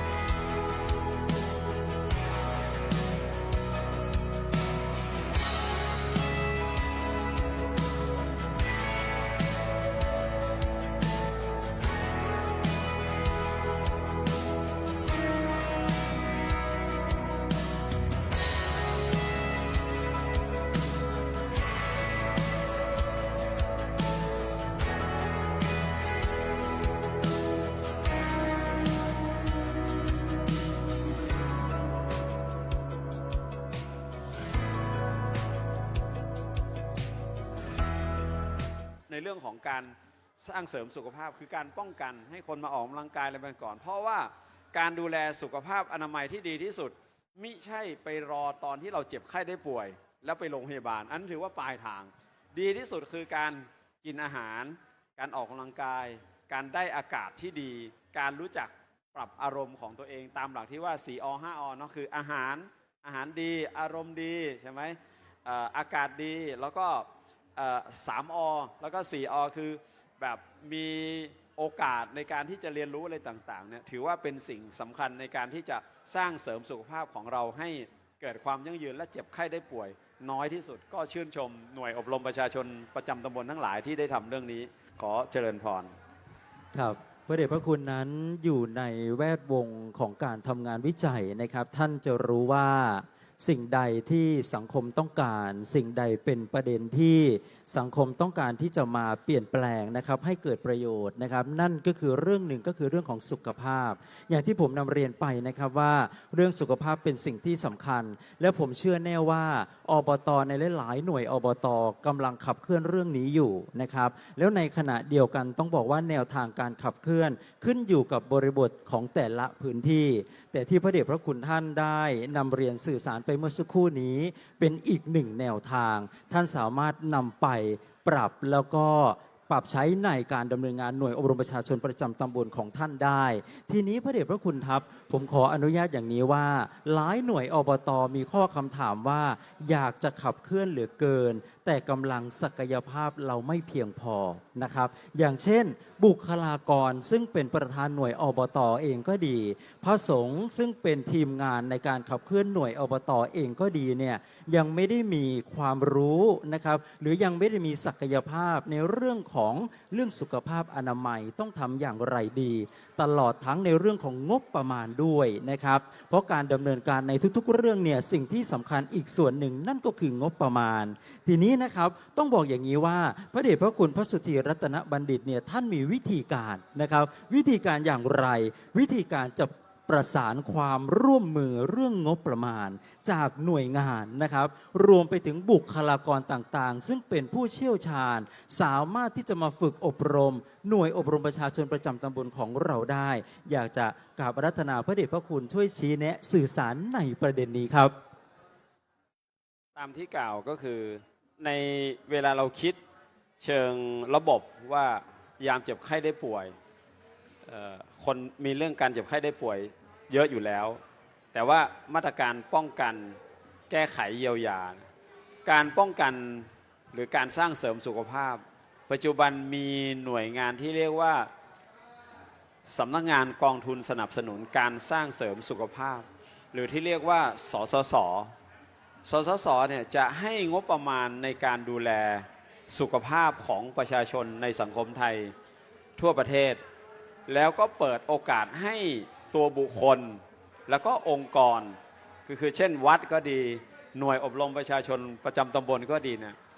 ไปขอรับทุนสนับสนุนในการที่จะไปสร้างเสริมสุขภาพ หรือป้องกันแก้ไขเยียวยาในเรื่องสุขภาพในพื้นที่ของเราได้ โดยให้บุคคลและคณะบุคคลทั้งหลายเนี่ยเข้าไปดูในเว็บไซต์เขาก็จะประกาศเป็นรอบๆว่าในรอบนี้จะไปสนับสนุนเป็นแบบไหน หรือเราเขียนโครงการเข้าไป ก็อาจจะได้รับการพิจารณาว่าสิ่งที่เราอยากจะไปทำในด้านสุขภาพนั้นสุขภาพกายสุขภาพใจสุขภาพทางสังคม หรือสุขภาวะทางปัญญาเนี่ยทั้ง 3-4 อย่างเนี่ยสนับสนุนหมดไม่ใช่มองเฉพาะว่าสุขภาพทางกายเท่านั้นแต่สุขภาพทางจิตใจการไหว้พระสวดมนต์การเจริญสติกรรมฐานทั้งหลายทั้งปวงก็สนับสนุนและสุขภาวะทางปัญญาคือเรื่องของการเรียนรู้ก็สนับสนุนเพราะฉะนั้นเนี่ยเราสามารถเข้าถึงหน่วยงานที่เรียกว่าสำนักงานกองทุนเพราะเป็นกองทุนเนาะสนับสนุนการสร้างเสริมสุขภาพหรือสสส.ได้และหน่วยงานที่2ก็จะเป็นหน่วยงานที่ให้ทุนแต่ว่าอาจจะไม่ได้เยอะเท่ากับสสส.ก็คือของกระทรวงสาธารณสุขกรมอนามัยก็ดีนะครับกรมสุขภาพจิตก็ดีหรือหน่วยงานที่เกี่ยวข้องเนี่ยก็จะให้ทุนสนับสนุนในการที่เราไปขับเคลื่อนดำเนินการรวมทั้งในส่วนของมหาวิทยาลัยสงฆ์ต่างๆก็จะมีทุนวิจัยเพื่อลงไปทำเพราะฉะนั้นก็อยากจะให้เราอยากมีความตั้งใจดีอยากจะมีงบประมาณหรือทุนไปขับเคลื่อนดำเนินการก็ไปยังหน่วยงานเหล่านั้นแล้วก็ลองประสานพูดคุยเผื่อว่าเราจะได้ทำกิจกรรมดีๆร่วมกันทั้งสสส.แล้วก็หน่วยงานที่เกี่ยวข้องเจริญพรครับถือได้ว่าการสื่อสารในครั้งนี้นะครับเป็นช่องทางที่จะได้มาซึ่งงบประมาณในการขับเคลื่อนในเกี่ยวกับเรื่องของสุขภาพอนามัยนะครับหน่วยอบรมประชาชนประจำตำบลที่รับฟังการเสวนาของเราอยู่ในขณะนี้ท่านใดที่ติดข้อกังวลเกี่ยวกับเรื่องของงบประมาณนะครับในการขับเคลื่อนงานด้านสุขภาพอนามัยเรามีช่องทางนะครับให้ท่านได้ขอรับการสนับสนุนได้ซึ่งพระเดชพระคุณพระสุทธิรัตนบัณฑิตท่านได้สื่อสารบอกกล่าวช่องทางไปแล้วนะครับนั่นก็คือหน่วยงานสำนักงานหรือที่เรียกว่าสสส.นั่นเองนะครับเรื่องสุขภาวะเรื่องสุขภาพอันนี้สำคัญสามารถขอรับการสนับสนุนได้มีการเสนอโปรเจกต์เสนอโครงการเข้าไปนะครับว่าเราจะทำในเรื่องของการส่งเสริมสุขภาพสุขภาวะด้านใดก็สามารถขอรับงบประมาณได้อีกหนึ่งหน่วยงานนั่นก็คือกระทรวงสาธารณสุขนะครับซึ่งมีภารกิจบทบาทหน้าที่โดยตรงในเรื่องของการขับเคลื่อนการส่งเสริมสุขภาพอยู่แล้วท่านก็สามารถขอรับงบประมาณจากกระทรวงสาธารณสุขได้รวมไปถึงในส่วนของมหาวิทยาลัยของสงฆ์ทั้ง2แห่งด้วยอาจจะมีบางโปรเจกต์นะครับที่ท่านสามารถที่จะสนับสนุนงบประมาณลงไปให้กับคณะสงฆ์รวมไปถึงหน่วยอบรมประชาชนประจำตำบลได้ขับเคลื่อนงานในส่วนของหัวข้อสุขภาพด้วยนะครับต้องกราบขอบพระคุณในความเมตตาของพระเดชพระคุณพระสุทธีรัตนบัณฑิตเป็นอย่างสูงครับนี่แหละครับเป็นเรื่องราวดีๆที่ทุกท่านที่นั่งรับฟังการเสวนาอยู่ในขณะนี้ได้องค์ความรู้ได้แนวทางในการพัฒนาหน่วยอบรมประชาชนประจำตำบลของท่านครับและในส่วนต่อไปนะครับทุกคนก็นั่งฟังมาเนี่ยก็ยาวนานนะครับเราจะเห็นบทบาทของคณะสงฆ์เกิดขึ้นมากมายในการขับเคลื่อนหน่วยอบรมประชาชนประจำตำบลหลายหน่วยประสบผลสำเร็จนะครับประชาชนมีรอยยิ้มมีความสุขนะครับแต่สิ่งที่สำคัญ เมื่อเราประสบความสำเร็จณวันนี้แล้ว สิ่งที่เราต้องการจะเดินทางและก้าวไปถึงนั่นก็คือความยั่งยืนนะครับพระเดชพระคุณครับความยั่งยืนเนี่ยคือปลายทางนะครับคือคีย์หลักทำยังไงให้หน่วยอบรมประชาชนประจำตำบลของเรามีการพัฒนาเป็นประสิทธิภาพแบบนี้แบบยั่งยืน และในขณะเดียวกันประชาชนอยู่ดีมีสุขแบบยั่งยืนนะครับอันนี้ต้องขอถวายเกียรติให้กับพระเดชพระคุณพระครูหิรันสุภัทธาดาได้สื่อสารภายใต้กระบวนการนำไปสู่ความยั่งยืนของอบต.กราบอาราธนาด้วยความเคารพครับ กราบคารวะพระมหาเทรานุเถระพระสังฆาธิการทุกรูปในที่ประชุมนี้ก็มีท่านอธิพระคุณพระเทพสิงห์วราจารย์รองเจ้าคณะจังหวัดเชียงใหม่พระราชเขมากรพระสุธีรัตนบัณฑิตพระมหาอนุรักษ์และท่านพระสุธีวชิรปฏิภาณตลอดถึงพระภิกษุสามเณรทุกรูปและขอเจริญพรผู้ดำเนินรายการซึ่งอาตมาภาพกับผมก็ขอแสดงความยินดีกับอบต.ต้นแบบทุกจังหวัดนะที่ได้มีโอกาสได้มารับรางวัลเป็นผ้าไตรที่นี่เนาะผมก็เป็นอบต.ที่อยู่ชนบทนะอยู่ที่เขตติดต่อ3 อำเภอที่วิทยากรได้ถามเกี่ยวกับความยั่งยืนก็คือ1ตอนนี้ที่ท่านเดชพระคุณพระเทพสิงหวราจารย์ท่านได้กล่าวถึงว่านโยบายจากจังหวัดมาจังหวัดสู่อำเภอสู่ตำบลทางอำเภอดอยสะเก็ดของอาตมาอยู่อำเภอดอยสะเก็ดก็ได้รับนโยบายจากทางอำเภอเพราะว่าที่นี่นู่นเราจะมีระบบการเวียนกันว่าเรามีอยู่กัน12 ตำบลไหนเริ่มทำก่อนก็วนมาอยู่สุดท้ายเบิร์น2ก็ขึ้นขยับขึ้นไปโดยการเวียนไปทุกตำบลในการสร้างเรียกว่าอบรมประชาชนประจำตำบลเสร็จปุ๊บเราก็มาสู่ในระบบของอำเภอต่อแล้วก็ส่งไปต่อจังหวัดแล้วก็สิ่งที่สำคัญเมื่อได้รับนโยบายมาแล้วเราก็ต้องสร้างภาคีเครือข่ายก่อนเกิดขึ้นในตำบลนั้นๆโดยที่อาศัยเทศบาลอาศัยกลุ่มผู้นำทั้งแกนนำทุกภาคส่วนนะผู้สูงอายุแม่บ้านเยาวชนเข้ามาประชุมเลือกเกี่ยวกับนโยบายต่างๆที่เราจะได้รับมอบหมายถ้าเราหลังจากที่เราได้รับภาคีเครือข่ายจากในชุมชนแล้วเราก็ยังมีภาคีเครือข่ายด้านนอกเข้ามาร่วมสิ่งสำคัญคือต้องทำแบบยั่งยืนก็คือทำต่อเนื่องไม่จำเป็นต้องรอโอกาสที่เกิดขึ้นมีเหตุเรียกว่าเข้าใจเข้าถึงลงมือทำและทันทีครับเมื่อเกิดขึ้นอย่างเช่นถ้าเกิดน้ำท่วมปุ๊บเราก็รวมกลุ่มกันเลยไปทำข้าวกล่องน้ำดื่มไปแจกให้กับคนที่ประสบเหตุที่นั่นอาตมากับผมนี่ก็อย่าทำเป็นแบบพระกู้ภัยหัวใจกู้ชีพนะเพราะที่นั่นเราจะอยู่ด้วยกันเกิดแก่เจ็บตายที่เราไม่ทิ้งกันอันนี้ก็คือหรือด้านส่วนอื่นเราก็มีเทศบาลมีสกร.ที่มาร่วมในการส่งเสริมอาชีพแล้วก็มีพระสงฆ์ที่ผ่านมาที่บ้านม่วงตนหมู่ที่6เราก็มีการเรียกว่าประเมิน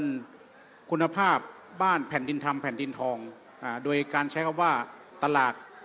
หอมฮักกันเถอะหมายถึงว่าเอามาแลกเปลี่ยนกันใครมีสินค้าอะไรก็มาแลกเปลี่ยนกันอย่างนี้ซ่อมสร้างบ้านเนี่ยแล้วก็มีร่วมกันที่นู่นอาตมาโชคดีว่าเรามีกลุ่มองค์กรทุกองค์กรเนี่ยมารวมกันจะขับเคลื่อนในด้านไหนเราก็รวมกันช่วยคิดช่วยหาช่วยสร้างช่วยกันสนับสนุนเงี้ยเกิดขึ้นในชุมชนเราแล้วหลังจากนั้นเราก็มีการขับเคลื่อนไปสู่วัดในตำบลก่อนก็คือเราไม่ต้องสร้างความลำบากให้วัดนั้นๆถ้าเวลาเราจัดกิจกรรมเราก็ยังมีเงินกองทุนนั่นแหละบริหารจัดการก็คือค่าสถานที่ค่าตกแต่งค่าเครื่องเสียงค่าไฟฟ้าค่าบริหารจัดการทั้งหมดเนี่ยหน่วยเราเนี่ยจะเป็นคนบริหารจัดการให้หมดคือย้ายไปที่ไหนแค่เป็นสถานที่แล้วก็ยังมีสนับสนุนในเรื่องของค่าใช้จ่ายหรือว่าเป็นการพัฒนาวัดนั้นๆด้วยนะเป็นการตรวจเยี่ยมไปในตัวอย่างเงี้ยนะนี่ถือว่าเราก็พยายามที่ทำต่อเนื่องหรือมีกิจกรรมอันไหนอาตมาก็เลยใช้คำว่าเราจะเปิดวัดเนี่ยให้โยมมาแล้วเกิดความสุข ไม่ว่าจะมาด้านไหนก็ตามที่ผ่านมาแล้วก็มีการอบรมเกี่ยวกับดับเพลิงครับดับเพลิงที่วัดแล้วก็วันที่29ที่ผ่านมาก็เป็นการไหว้ครูมีครูแต่งเพลงครูร้องเพลงครูฟ้อนพร้อมกับคณะช่างฟ้อนมาอยู่14ตำบลด้วยกันก็คือใช้วัดเป็นศูนย์การทุกศาสตร์อาตมาตั้งใจไว้ว่าเมื่อก่อนทุกศาสตร์จะอยู่ที่วัดหมดตอนนี้ก็เลินดึงออกไปข้างนอกหมดละตอนนี้เราถือโอกาสแล้วว่าทุกศาสตร์เราจะเปิดเข้ามาอยู่ที่วัดทั้งหมดตอนนี้ที่วัดยังมีลิเกอยู่นะอะไรก็ตามที่มันเกิดความสุขให้ญาติโยมจัดการทันทีเลยประมาณนั้นนะหรือบางครั้งเรามีกิจกรรมเราอาจจะมีเป็นสินน้ำใจเป็นหางบัตรให้ญาติโยมเพราะว่าบางครั้งสินน้ำใจของเรานั้นอาจจะราคาไม่เท่ากันนะเราขออนุญาตจับฉลากประมาณนี้อันนี้ก็คือการบูรณาการร่วมกันใช้คำว่าพลังบวรอันนี้แหละที่ทำให้การขับเคลื่อนทุกหน่วยงานหลังจากที่เราทำงานเองเนี่ยมันเหนื่อยครับท่านมันเหนื่อยเราต้องอาศัยภาคีเครือข่ายทุกส่วนมาเติมเต็มมาช่วยเสริมแล้วมาแบ่งเบาภาระงานต่างๆทำให้งานเราที่หนักๆก็กลายเป็นงานเบาขึ้นไม่แต่งาน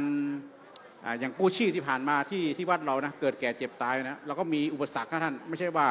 ไปเรื่อยๆนะบางครั้งเราจำเป็นต้องตัดบางอย่างออกและเพิ่มบางอย่างก็คือการขยายเครือข่ายบางครั้งเราทำเองเราเหนื่อยเราต้องใช้ภาคีเครือข่ายและยอมตัดบางส่วนเราออกเราก็ได้ภาคีเครือข่ายเพิ่มจากด้านอื่นฮะที่เราไม่มีมันก็มีเพิ่มเข้ามาอย่างเงี้ยอันนี้อาตมาภาพก็ขอนำเรียนไปเบื้องต้นก่อนเกี่ยวกับการที่อยากทำให้ยั่งยืนที่ของหน่วยอบต.แต่ละอบต.นะอันดับแรกคือใจรักก่อนนะใจต้องมีมาก่อนนะรักในสิ่งที่เราทำและเกิดความสุขแล้วไม่ต้องตั้งเป้าหมายไว้ว่าทำแล้วจะได้อะไรทำแล้วมีความสุขเนี่ยนี่ขอเจริญพรครับถือได้ว่าเป็นการสื่อสารที่สร้างแรงบันดาลใจมากๆครับหลายคนหลายท่านจะมองถึงว่าอบต.ของเราจะสามารถเดินทางไปสู่คำว่ายั่งยืนได้หรือไม่วันนี้นะครับอบต.แม่ฮ้อยเงินท่านได้สื่อสารและทำเป็นแบบอย่างนะครับผมเชื่อว่าท่านที่รับฟังการเสวนาอยู่ในขณะนี้คงจะได้ไอเดียได้แรงบันดาลใจในการขับเคลื่อนหน่วยอบต.ให้ประสบความสำเร็จและเป็นรูปธรรมได้สิ่งแรกนะครับท่านบอกว่าเราต้องมีใจรักเสียก่อนนะครับเริ่มต้นที่วัดเริ่มต้นจากประธานหน่วยอบต.นั่นก็คือเจ้าอาวาสต้องมีใจรักและสิ่งที่สำคัญต้องกำหนดเป้าหมายให้ชัดเจนและเราจะมีวิธีการในการเดินสู่เป้าหมายนั้นอย่างไรในระหว่างทางทุกท่านจะมีวิธีการที่แตกต่างกันนะครับแต่การไปสู่ความยั่งยืนที่พระเดชพระคุณใช้นั้นท่านบอกว่าการขับเคลื่อนเราใช้ในลักษณะของเครือข่ายในการขับเคลื่อนนะครับมีการขับเคลื่อนสลับหมุนเวียนกันไปในแต่ละตำบลนะครับแล้วขยายผลไปสู่ในระดับอำเภอนะครับถือได้ว่าเป็นการสร้างความรับรู้ในอีกหนึ่งประการด้วยให้คนในตำบลให้คนในอำเภอทั้งในคณะสงฆ์ด้วยภาคประชาชนด้วยหน่วยงานภาคีเครือข่ายได้เห็นความสำคัญของอบต.และได้รู้ถึงวัตถุประสงค์ที่แท้จริงของอบต.ว่าอบต.ดำเนินการนี้เพื่ออะไรนะครับเมื่อเขาเข้าใจแล้วก็ไม่ยากที่เขาจะให้ความร่วมมือนี่คืออีกหนึ่งวิธีการนะครับและสิ่งที่สำคัญท่านบอกว่าทำแล้วทำต่อให้เกิดความต่อเนื่องอันนี้เป็นสิ่งที่สำคัญนะครับเป็นไคลแม็กซ์ง่ายๆเมื่อเราเริ่มแล้วต้องเริ่มให้สุดไปให้ถึงเป้าหมายทำต่อไปจนจะประสบความสำเร็จนะครับและท่านบอกอีกอย่างหนึ่งว่าสิ่งที่สำคัญการดำเนินงานหน่วยอบรมประชาชนประจำตำบลอย่างที่ผมได้บอกไปนะครับว่าเริ่มต้นที่วัดเริ่มต้นจากเจ้าอาวาสผู้เป็นประธานหน่วยรวมไปถึงคณะสงฆ์พระสงฆ์ในวัดและองค์กรภาคีเครือข่ายต่างๆสิ่งที่สำคัญมากๆนั่นก็คือภาคีเครือข่ายอย่างที่ท่านบอกไปนะครับว่าเจ้าอาวาสเองเป็นประธานหน่วยไม่สามารถจะแบกรับภาระทั้งหมดได้ดังนั้นถ้าเราผ่องทายนะครับภาระหน้าที่ในการขับเคลื่อนงานไปให้องค์กรภาคีเครือข่ายต่างๆมีส่วนร่วมในการขับเคลื่อนงานของเราก็จะดำเนินไปอย่างเป็นรูปธรรมและประสบความสำเร็จนะครับต้องบอกว่าเป็นหลักการเป็นวิธีการที่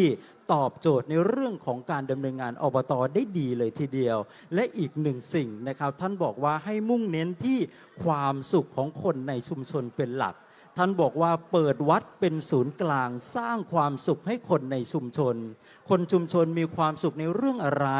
ต้องการอะไรท่านเปิดโอกาสให้ทุกอย่างเลย ให้วัดเป็นศูนย์กลางของศาสตร์แห่งความสุขว่าอย่างนั้นนะครับ ก็ต้องกราบขอบพระคุณในความเมตตาของพระเดชพระคุณพระครูหิรันสุภธาดา ซึ่งท่านได้สื่อสารสร้างความเข้าใจ และก็เป็นแรงบันดาลใจให้หน่วยอบรมประชาชนประจำตำบลได้ดำเนินการ ได้อย่างเป็นรูปธรรม และนำไปสู่ความยั่งยืนอย่างแท้จริงครับ ต่อไปนะครับผมขออนุญาตอย่างนี้ว่า ในเมื่อสักครู่นี้ผมพูดถึงเรื่องของเครือข่ายแล้ว ทุกคนจะย้ำอยู่เสมอว่าเครือข่ายสำคัญมากๆสำหรับการดำเนินงานอบต.แต่คราวนี้เรามาดูนะครับว่ากระบวนการที่จะใช้เครือข่ายในการแก้ไขปัญหาพัฒนาชุมชนนั้น มีวิธีการผนึกกำลังในรูปแบบของพหุภาคีอย่างไรได้บ้างนะครับ เราจะมีวิธีการในการขอความร่วมมือจากเครือข่ายอย่างไรได้บ้าง อันนี้เรามีเคสสตาร์ดี้นะครับเรามีโปรเจกต์ที่สำคัญที่อยากจะนำมาสื่อสารแลกเปลี่ยนให้กับผู้ที่รับฟังอยู่ในขณะนี้ได้ใช้เป็นแนวทางนะครับซึ่งท่านเองได้ดำเนินการและประสบความสำเร็จ อย่างที่ผมได้นำเรียนไปนะครับเริ่มที่วัดก็จริงแต่ปลายทางต้องอยู่ภายใต้ความร่วมมือของเครือข่ายนั่นเองดังนั้นผมขอถวายเกียรติให้กับพระเดชพระคุณพระมหาอนุรักษ์นะครับเลขานุการเจ้าคณะจังหวัดสมุทรสาครนะครับวัดหลักสี่ราชสโมสรได้เมตตาสื่อสารเพื่อเป็นแนวทางในการพัฒนาในเรื่องของการผนึกกำลังเครือข่ายในการพัฒนาอบต.ครับกราบอาราธนาด้วยความเคารพครับ ครับขอถวายความเคารพพระเดชพระคุณพระมหาเถราพระเถรานุเถระ ผู้เข้าร่วมการเสวนาในครั้งนี้ทุกรูปครับ และขอเจริญพรญาติโยมศรัทธาสาธุชนทุกท่านครับสำหรับในส่วนของการประชุมพหุภาคีที่ทางท่านผู้ดำเนินรายการได้ให้พูดถึงในเรื่องของการประชุมพหุภาคีนะครับการประชุมพหุภาคีในส่วนของจังหวัดสมุทรสาครซึ่งได้ดำเนินงานมาเริ่มตั้งแต่ในปี 2562 การประชุมพหุภาคีเนี่ยก็คือเป็นการสร้างความร่วมมือเพื่อพัฒนาขับเคลื่อนการทำงานร่วมกันทั้งในฝ่ายคณะสงฆ์ในฝ่ายบ้านเมืองแล้วก็ภาคประชาชนสมทบกันร่วมกันทำงานในทุกๆฝ่ายซึ่งถ้าจะพูดไปก็คล้ายๆกับหลักของบวรก็คือการทำงานของบ้านวัดแต่เป็นราชการและโรงเรียนเพื่อผนึกกำลังกันในการที่จะได้สร้างสรรค์งานต่างๆไม่ว่าจะเป็นงานของคณะสงฆ์ก็ดีงานการท้องฝ่ายบ้านเมืองก็ดีมาร่วมกันร่วมแรงใจในการทำงานนั้นให้สำเร็จเป็นประสิทธิภาพและเป็นประสิทธิผลอาจจะยังความมั่นคงมั่งคั่งอย่างยั่งยืนในทุกภาคส่วนและประชาชนในที่สุดครับถ้าจะพูดถึงการประชุมพหุภาคีแล้วต้องกล่าวถึงพระเดชพระคุณซึ่งเป็นผู้ดำริริเริ่มในการที่จะได้จัดการประชุมพหุภาคีนี้ขึ้นนั่นก็คือพระเดชพระคุณพระราชวัชรสาครคณีหลวงพ่อเจ้าคณะจังหวัดสมุทรสาครเจ้าวาดวัดหลักศรีราชสโมสรหลวงพ่อเนี่ยได้เป็นผู้ดำริริเริ่มในการจัดประชุมในลักษณะนี้ขึ้นขอเท้าความไปในขณะที่หลวงพ่อได้ดำรงสมณศักดิ์ในครั้งเป็นพระมงคลพัฒนาพรในตำแหน่งเจ้าคณะอำเภอบ้านแพ้วในประมาณปี 2561หลวงพ่อจะได้เข้าประชุมร่วมกับคณะของฝ่ายบ้านเมืองในอำเภอบ้านแพ้วเนี่ยทุกครั้งซึ่งโดยปกติแล้วเนี่ยในอำเภอทุกๆอำเภอนะครับคิดว่าเป็นอย่างนั้นจะมีการจัดประชุมหัวหน้าส่วนราชการกำนันผู้ใหญ่บ้านเป็นประจำในทุกๆเดือนหลวงพ่อเนี่ยก็จะไปเข้าร่วมการประชุมทุกเดือนละโยมไปเข้าร่วมการประชุมกับฝ่ายบ้านเมือง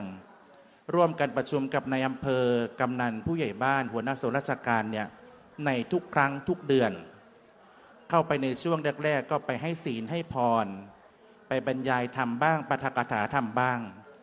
พอเข้าไปในระยะหนึ่งก็นำเอางานของคณะสงฆ์เนี่ยไปพูดให้กับญาติโยมไปใบไฟบ้านเมืองต่างๆเนี่ยได้เข้าใจว่า คณะสงฆ์มีการดำเนินงานในส่วนงานใดบ้าง เช่นการดำเนินงานในส่วนงานของหน่วยอบรมประชาชนประจำตำบลมีรูปแบบอย่างไร และต้องการความร่วมมือความเอาใจใส่ หรือว่าการสนับสนุนจากฝ่ายบ้านเมืองแบบไหน การดำเนินงานในการของโครงการหมู่บ้านรักษาศีล 5ก็ดี หรือโครงการวัดประชารัฐสร้างสุขก็ดีเนี่ยทุกสิ่งทุกอย่างที่เป็นงานของคณะสงฆ์เนี่ยหลวงพ่อจะค่อยๆเอางานของฝ่ายสงฆ์เนี่ยแทรกซึมไปอยู่ในงานของฝ่ายบ้านเมือง เพื่อที่จะให้บ้านเมืองเนี่ยได้ทราบถึงการดำเนินงานของคณะสงฆ์ว่า ปัจจุบันมีการทำอะไรกันบ้างดำเนินการแบบไหน แล้วก็ต้องการให้บ้านเมืองเนี่ยสนับสนุนอย่างไร มาร่วมมืออย่างไร แล้วก็ดำเนินการไปด้วยกันอย่างไร ไม่เพียงแต่หลวงพ่อจะเอางานของคณะสงฆ์เข้าไป แต่ก็รับงานของบ้านเมืองมาร่วมทำด้วย บ้านเมืองต้องการให้คณะสงฆ์เนี่ยได้ช่วยต่อเติมตรงไหนให้เต็ม เอาพระไปทำอะไรในการของบ้านเมืองเนี่ยพระก็ยินดี ก็รับงานของบ้านเมืองมาทำเขาเรียกว่าเป็นการบูรณาการรวมกันทำงานทั้งฝ่ายคณะสงฆ์และฝ่ายบ้านเมืองทำอย่างนี้หลวงพ่อเข้าประชุมอยู่ตลอดเป็นเวลาปีกว่าได้ จนมีดำริว่าเราน่าจะทำการประชุมกันในจำนวนมากๆกัน ก็จึงได้ปรึกษาหารือกับนายอำเภอในขณะนั้น ก็เลยเกิดเป็นความเห็นพ้องต้องกันระหว่างเจ้าคณะอำเภอกับนายอำเภอ จัดให้มีการประชุมพหุภาคีร่วมกัน ทั้งฝ่ายคณะสงฆ์อันประกอบด้วยเจ้าคณะอำเภอ รองเจ้าคณะอำเภอ เจ้าคณะตำบล รองเจ้าคณะตำบล เจ้าอาวาสรองเจ้าอาวาสผู้ช่วยเจ้าอาวาสและเลขานุการเจ้าคณะปกครอง พร้อมทั้งไวยาวัจกร ในฝ่ายของบ้านเมืองก็เริ่มตั้งแต่ในอำเภอ หัวหน้าส่วนราชการ องค์กรปกครองส่วนท้องถิ่นกำนันสารวัตรกำนันผู้ใหญ่บ้านผู้ช่วยผู้ใหญ่บ้านแพทย์ประจำอำเภอรองผู้อำนวยการโรงเรียนแล้วก็ผู้อำนวยการรพสต.เข้ามาร่วมประชุมกันและในฝ่ายที่3ก็คือฝ่ายของภาคประชาชนจิตอาสาอาสาสมัครแล้วก็ชุมชนเข้ามาร่วมประชุมเข้ากันเริ่มประชุมครั้งแรกนะครับในวันที่3 มกราคมปี 2562 เป็นการประชุมพหุภาคีครั้งแรกในส่วนของราชการเนี่ยเราให้ทางอำเภอเป็นคนเชิญให้ในส่วนของคณะสงฆ์เราเป็นคนเชิญเองแต่ในส่วนของโรงเรียนเนี่ยเราก็เป็นคนเชิญเองเพราะเราต้องการให้โรงเรียนเข้ามามีส่วนร่วมเป็นภาคีเครือข่ายด้วยในส่วนของรพสต.เราก็เป็นคนเชิญเข้ามาเพื่อต้องการให้มีส่วนร่วมในภาคีเครือข่ายนี้สร้างภาคีเครือข่ายให้เต็มรูปแบบทั้งหมดเพื่อมาประชุมพร้อมกันทีนี้ในส่วนของการประชุมพหุภาคีเนี่ยครับก็จะทำให้การดำเนินการในการขับเคลื่อนงานต่างๆเป็นไปด้วยดีอย่างไรนั่นก็เนื่องจากการประชุมพหุภาคีเนี่ยเป็นการประชุมพร้อมกันทั้งฝ่ายพระและฝ่ายญาติโยมทั้งฝ่ายคณะสงฆ์และฝ่ายบ้านเมืองมาประชุมพร้อมกันพระเนี่ยต้องการอะไรก็บอกโยมต้องการความร่วมมือแบบไหนอยากให้โยมช่วยอะไรโยมมีงบประมาณบ้างไหมในฝ่ายราชการก็พูดได้ไม่มีก็ไม่เป็นไร เพราะว่าฝ่ายพระเราก็ต้องมีรับรองเป็นเบื้องต้นอยู่เราต้องการความร่วมมืออย่างไรอยากให้โรงเรียนนำนักเรียนมาช่วยงานแบบไหนฝ่ายกำนันผู้ใหญ่บ้านเนี่ยถือได้ว่าเป็นแรงสำคัญหลักในการขับเคลื่อนงานทุกอย่างในเบื้องต้นเลยของการทำงานก็ว่าได้อย่างเช่นในส่วนของการขับเคลื่อนในงานของหน่วยอบรมประชาชนประจำตำบลกำนันผู้ใหญ่บ้านเนี่ยถือได้ว่าเป็นแรงสำคัญหลักในการขับเคลื่อนงานเพราะว่าในตำบลนั้นๆเนี่ยใครจะรู้ดีเท่ากับกำนันผู้ใหญ่บ้านเนี่ยไม่มีแล้วฉะนั้นเพราะกำนันผู้ใหญ่บ้านนั้นจะรู้จักในทุกบ้านทุกชุมชนในของตนเองสามารถที่จะรู้ว่าบ้านนี้เป็นอย่างไรประชากรมีเท่าไหร่ผู้สูงอายุอยู่ที่ไหนใครเจ็บใครป่วยที่ไหนรู้หมดผมเนี่ยลงออกเยี่ยมผู้ป่วยติดเตียงผู้พิการยากไร้ผู้ชราเนี่ยออกเป็นประจำทุกเดือนก็จะอาศัยผู้ใหญ่บ้านเนี่ยครับอาศัยรพสต.ในการที่จะได้ลงไปขับเคลื่อนออกเยี่ยมให้กำลังใจผู้ป่วยติดเตียงเนี่ยเป็นประจำในทุกๆเดือนเพราะฉะนั้นเนี่ยในการจัดประชุมพหุภาคีนั้นเราก็จะได้มาแลกเปลี่ยนเรียนรู้ในฝ่ายคณะสงฆ์ก็ดีในฝ่ายบ้านเมืองก็ดี ว่าเราดำเนินกิจการการทำงานไปถึงขั้นใดกันแล้ว เสร็จแล้วก็มาติดตามการดำเนินงาน ติดตามการประเมินผลว่าขณะนี้เนี่ยเราดำเนินการไปตามพันธกิจ 8 ด้านของหน่วยอบรมประชาชนประจำตำบลครบถ้วนไหม มีการทำงานในส่วนใดบ้าง มีปัญหาหรือมีข้อขัดข้องอันใดก็มาบอกมาแจ้งกันในการประชุม แล้วก็ช่วยกันแก้ไขปัญหานั้นให้สำเร็จรู้เรื่องไป พร้อมทั้งเป็นการพัฒนาต่อยอด ให้งานในส่วนของการดำเนินงานหน่วยอบรมประชาชนประจำตำบลในอำเภอนั้น ทั้งอำเภอเนี่ยสำเร็จรู้ร่วงไปได้ด้วยดี แล้วปี11เนี่ยเราก็จะมาแสดงผลงาน การจัดนิทรรศการหน่วยอบรมประชาชนประจำตำบลกัน1 ครั้ง ในช่วงของวันเฉลิมพระชนมพรรษาพระบาทสมเด็จพระเจ้าอยู่หัว ซึ่งได้เริ่มการจัดแสดงนิทรรศการหน่วยอบรมประชาชนเนี่ยมาตั้งแต่ปี 2562 จนมาถึงปัจจุบันนี้ ในขณะที่หลวงพ่อดำรงตำแหน่งเจ้าคณะอำเภอบ้านแพ้วก็จะมีเฉพาะหน่วยอบรมประชาชนในเขตอำเภอบ้านแพ้วแต่พอมาหลังจากได้รับตำแหน่งเป็นเจ้าคณะจังหวัดสมุทรสาคร ตอนนี้ก็นำหน่วยอบรมประชาชนประจำตำบลทั้งจังหวัด มาจัดแสดงผลงานจัดนิทรรศการหน่วยอบรมประชาชนประจำตำบลที่วัดลักษีราชสโมสรเนี่ยปีนี้ก็เป็นปีที่ 3 ของในระดับจังหวัดนำหน่วยอบรมประชาชนที่ได้ทำผลงานต่างๆนำมาแสดงให้รู้ว่าเรามีการดำเนินการอย่างไร มีการร่วมมือกับภาคีเครือข่าย ที่เราได้ใช้การประชุมพหุภาคีเนี่ยได้เชิญมาประชุมมาปรึกษาหารือกัน แล้วเราดำเนินการไปได้อย่างไรบ้าง มีผลสำเร็จอย่างไรบ้าง แล้วมีผลงานที่จะออกมาแสดงสู่สายตาของประชาชน หรือว่าใครก็ตามเนี่ยให้ได้ทราบว่าการดำเนินงานในส่วนนี้ของจังหวัดสมุทรสาครเป็นอย่างไร เพราะฉะนั้นการประชุมพหุภาคีนั้น จึงถือได้ว่า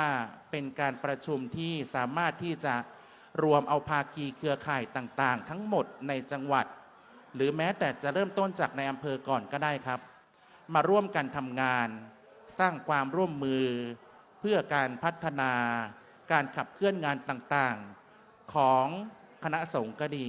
ของฝ่ายบ้านเมืองก็ดี ให้เกิดเป็นความสำเร็จสำเร็จผล และเกิดเป็นความมั่นคงมั่งคั่งอย่างยั่งยืน แก่ทุกภาคส่วนและประชาชนสืบต่อไป ทั้งนี้ทั้งนั้นก็เพราะการประชุมพหุภาคีจึงทำให้เกิดความสามัคคีธรรมเป็นเหตุนำมาซึ่งสันติสุขขอบพระคุณครับ กราบขอบพระคุณพระเดชพระคุณพระมหาอนุรักษ์ธีรสุโกนะครับซึ่งท่านเองได้สื่อสารสร้างความเข้าใจอีกหนึ่งมิติของการทำงานนะครับการเสริมสร้างความเข้าใจ รวมไปถึงการชี้แจงรายละเอียดของงาน รวมไปถึงในส่วนของทำความเข้าใจทั้งทุกภาคส่วนเนี่ยอันนี้เป็นสิ่งที่สำคัญ งานจะสำเร็จไม่ได้เลยถ้าหากไม่มีการประชุมนะครับการประชุมเนี่ยเป็นจุดเริ่มต้นของการดำเนินงานในทุกๆงาน ดังนั้นการประชุมพหุภาคีเนี่ยหลายๆหน่วยอบต.สามารถนำไปปรับใช้กับหน่วยของท่านได้ ท่านบอกว่าการประชุมพหุภาคีนี้ไม่เป็นเพียงแค่การชี้แจงรายละเอียดของงานเท่านั้น แต่เพียงแต่ว่าเรามาหาวิธีการที่จะร่วมกันในการพัฒนางานในเชิงพื้นที่อย่างไร อย่างที่พระเดชพระคุณบอกออกไปเมื่อสักครู่นี้ว่ามีปัญหาอะไรก็แจ้งในที่ประชุม คณะสงฆ์ต้องการอยากจะให้ฝ่ายบ้านเมืองช่วยเหลือในเรื่องอะไรก็แจ้งในที่ประชุมนะครับในขณะเดียวกันฝ่ายบ้านเมืองต้องการความเมตตาอนุเคราะห์จากคณะสงฆ์ในเรื่องใดฝ่ายบ้านเมืองก็สามารถนำเสนอขอความร่วมมือได้ในที่ประชุมเช่นเดียวกันนี่เขาเรียกว่าภาคีเครือข่ายในการทำงานผมมองว่าเป็นเรื่องที่ดีนะครับเพราะการทำงานเนี่ยเราเป็นการทำงานในลักษณะเป็นองค์รวมอย่างที่ผมพูดอยู่เสมอว่าอบต.ไม่ใช่เกิดขึ้นและจะประสบความสำเร็จได้จากบุคคลหนึ่งบุคคลใดหรือกลุ่มบุคคลหนึ่งบุคคลใดดังนั้นทุกคนทุกภาคส่วนทั้งคณะสงฆ์เองภาคส่วนราชการภาคีเครือข่ายต่างๆรวมไปถึงภาคประชาชนจำเป็นจะต้องเข้าใจและจับมือกันประสานความร่วมมือ ดำเนินโครงการให้ประสบความสำเร็จและเป็นรูปธรรมยังมาซึ่งประโยชน์ต่อชุมชนประชาชนของเรานั่นเองนะครับอีกสิ่งหนึ่งที่สำคัญอันนี้ผมเชื่อว่าในส่วนของหน่วยอบรมประชาชนประจำตำบลที่ขับเคลื่อนอยู่นะครับอาจจะประสบกับปัญหาข้อจำกัดนะครับรวมไปถึงอุปสรรคต่างๆในการดำเนินการนะครับผมขออนุญาตนะครับถวายเกียรติให้กับพระเดชพระคุณพระเทพสิงหวราจารย์นะครับในฐานะที่เป็นเจ้าคณะผู้ปกครองได้ถวายกำลังใจชี้แนะแนวทางในกรณีที่มีเคสบางเคสมีหน่วยอบรมประชาชนประจำตำบลที่ท่านดำเนินการไปแล้วประสบกับปัญหาไม่รู้ว่าจะไปต่ออย่างไรดีขอให้พระเดชพระคุณได้สื่อสารสร้างความเข้าใจชี้แนะแนวทางในการก้าวผ่านอุปสรรคปัญหาเหล่านั้นกับอาราธนาด้วยความเคารพอย่างสูงครับ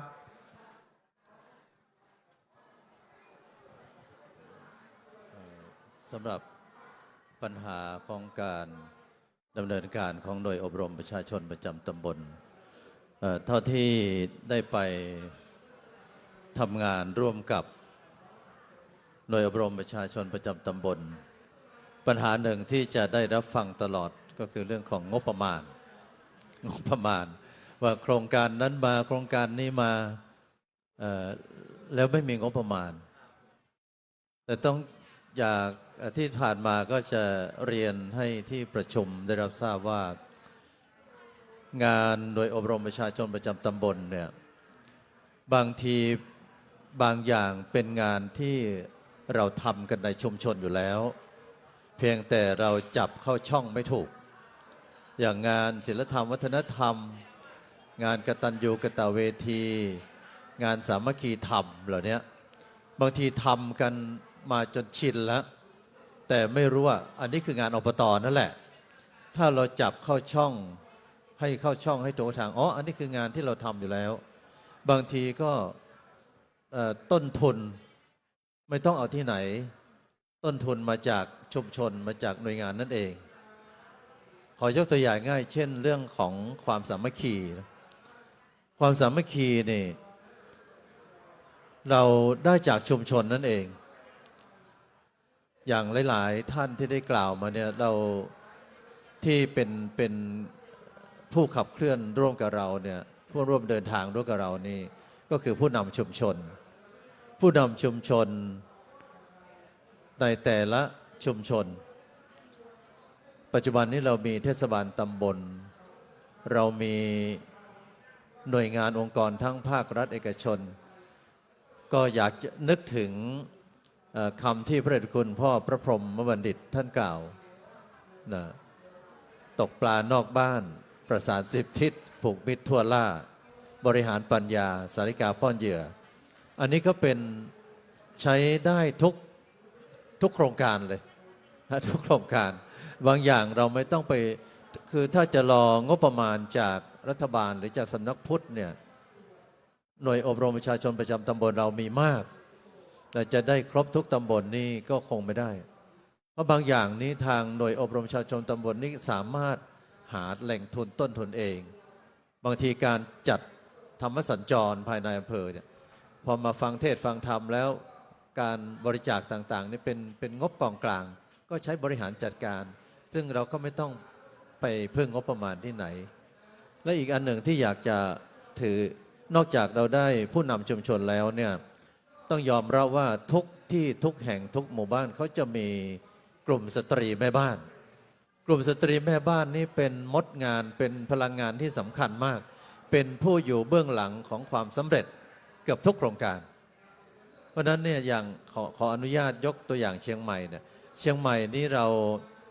าจะรำลึกนึกถึงกลุ่มสตรีแม่บ้านทุกหมู่บ้านมีกลุ่มสตรีอยู่เราจะให้แต่ละอำเภอเนี่ยคัดเลือกเราใช้คำว่าโครงการคัดเลือกกลุ่มสตรีนารีต้นแบบแล้วก็จัดโล่รางวัลได้ว่ารางวัลบัวขาวเนี่ยไม่กี่วันจะมอบละให้แต่ละอำเภอไปคัดเลือกว่ากลุ่มสตรีหมู่บ้านไหนชุมชนไหนที่มีพลังช่วยงานสังคมจิตอาสาแล้วก็สร้างความสามัคคีเป็นผู้นำได้เดี๋ยวนี้ กำนันผู้หญิงก็มีผู้ใหญ่บ้านผู้หญิงก็มีนายกเทศบาลผู้หญิงก็มี อันนี้เขาเกาะกลุ่มกันได้ดีมากเพราะฉะนั้นเขาได้เนี่ยได้จากกลุ่มของเขาเอง บางอย่างนี้ก็เป็นผู้ที่มีพลังมากกลุ่มมากก็เป็นจุดที่สำคัญเพราะฉะนั้นแต่ปัญหาที่ท่านผู้อำนวยการได้ถามเนี่ยถ้าการบริหารจัดการบางอย่างเราไม่จำเป็นต้องรองบประมาณถ้าเราจะรองบประมาณเมื่อไหร่จะมาได้เมื่อไหร่ก็ทำอย่างนี้นะอย่างท่านพระครูฮิรันธรรมธาดาพูดเมื่อกี้เนี่ยการที่จะทำให้เกิดความสำเร็จเนี่ยงบประมาณทำท่านเจ้าคุณสุธีเนี่ยก็จะได้มาทำวิจัยออกมาแล้วต้องเสนอเพราะนั้นงานเราจะไม่เดินการขับเคลื่อนจะยากเพราะนั้นเรามีบางอย่างเรามีต้นทุนอยู่แต่เราต้องรู้จักใช้ต้นทุนแล้วก็จัดช่องงานเข้าให้ถูกช่องอันไหนเป็นศีลธรรมวัฒนธรรมอันไหนเป็นสันติสุขอันไหนเป็นสามัคคีอันไหนเป็นสาธารณสงเคราะห์อะไรต่างๆโควิดที่ผ่านมาน้ำท่วมที่ผ่านมาถ้าเราไปรองบประมาณจากรัฐบาลนี้เราจะไม่สามารถจะช่วยได้เลยเพราะนั้นได้จากชุมชนได้จากส่วนรวมได้จากสังคมเนื่องจากเวลาจำกัดขอเพิ่มเติมในส่วนนี้ครับ ถือได้ว่าเป็น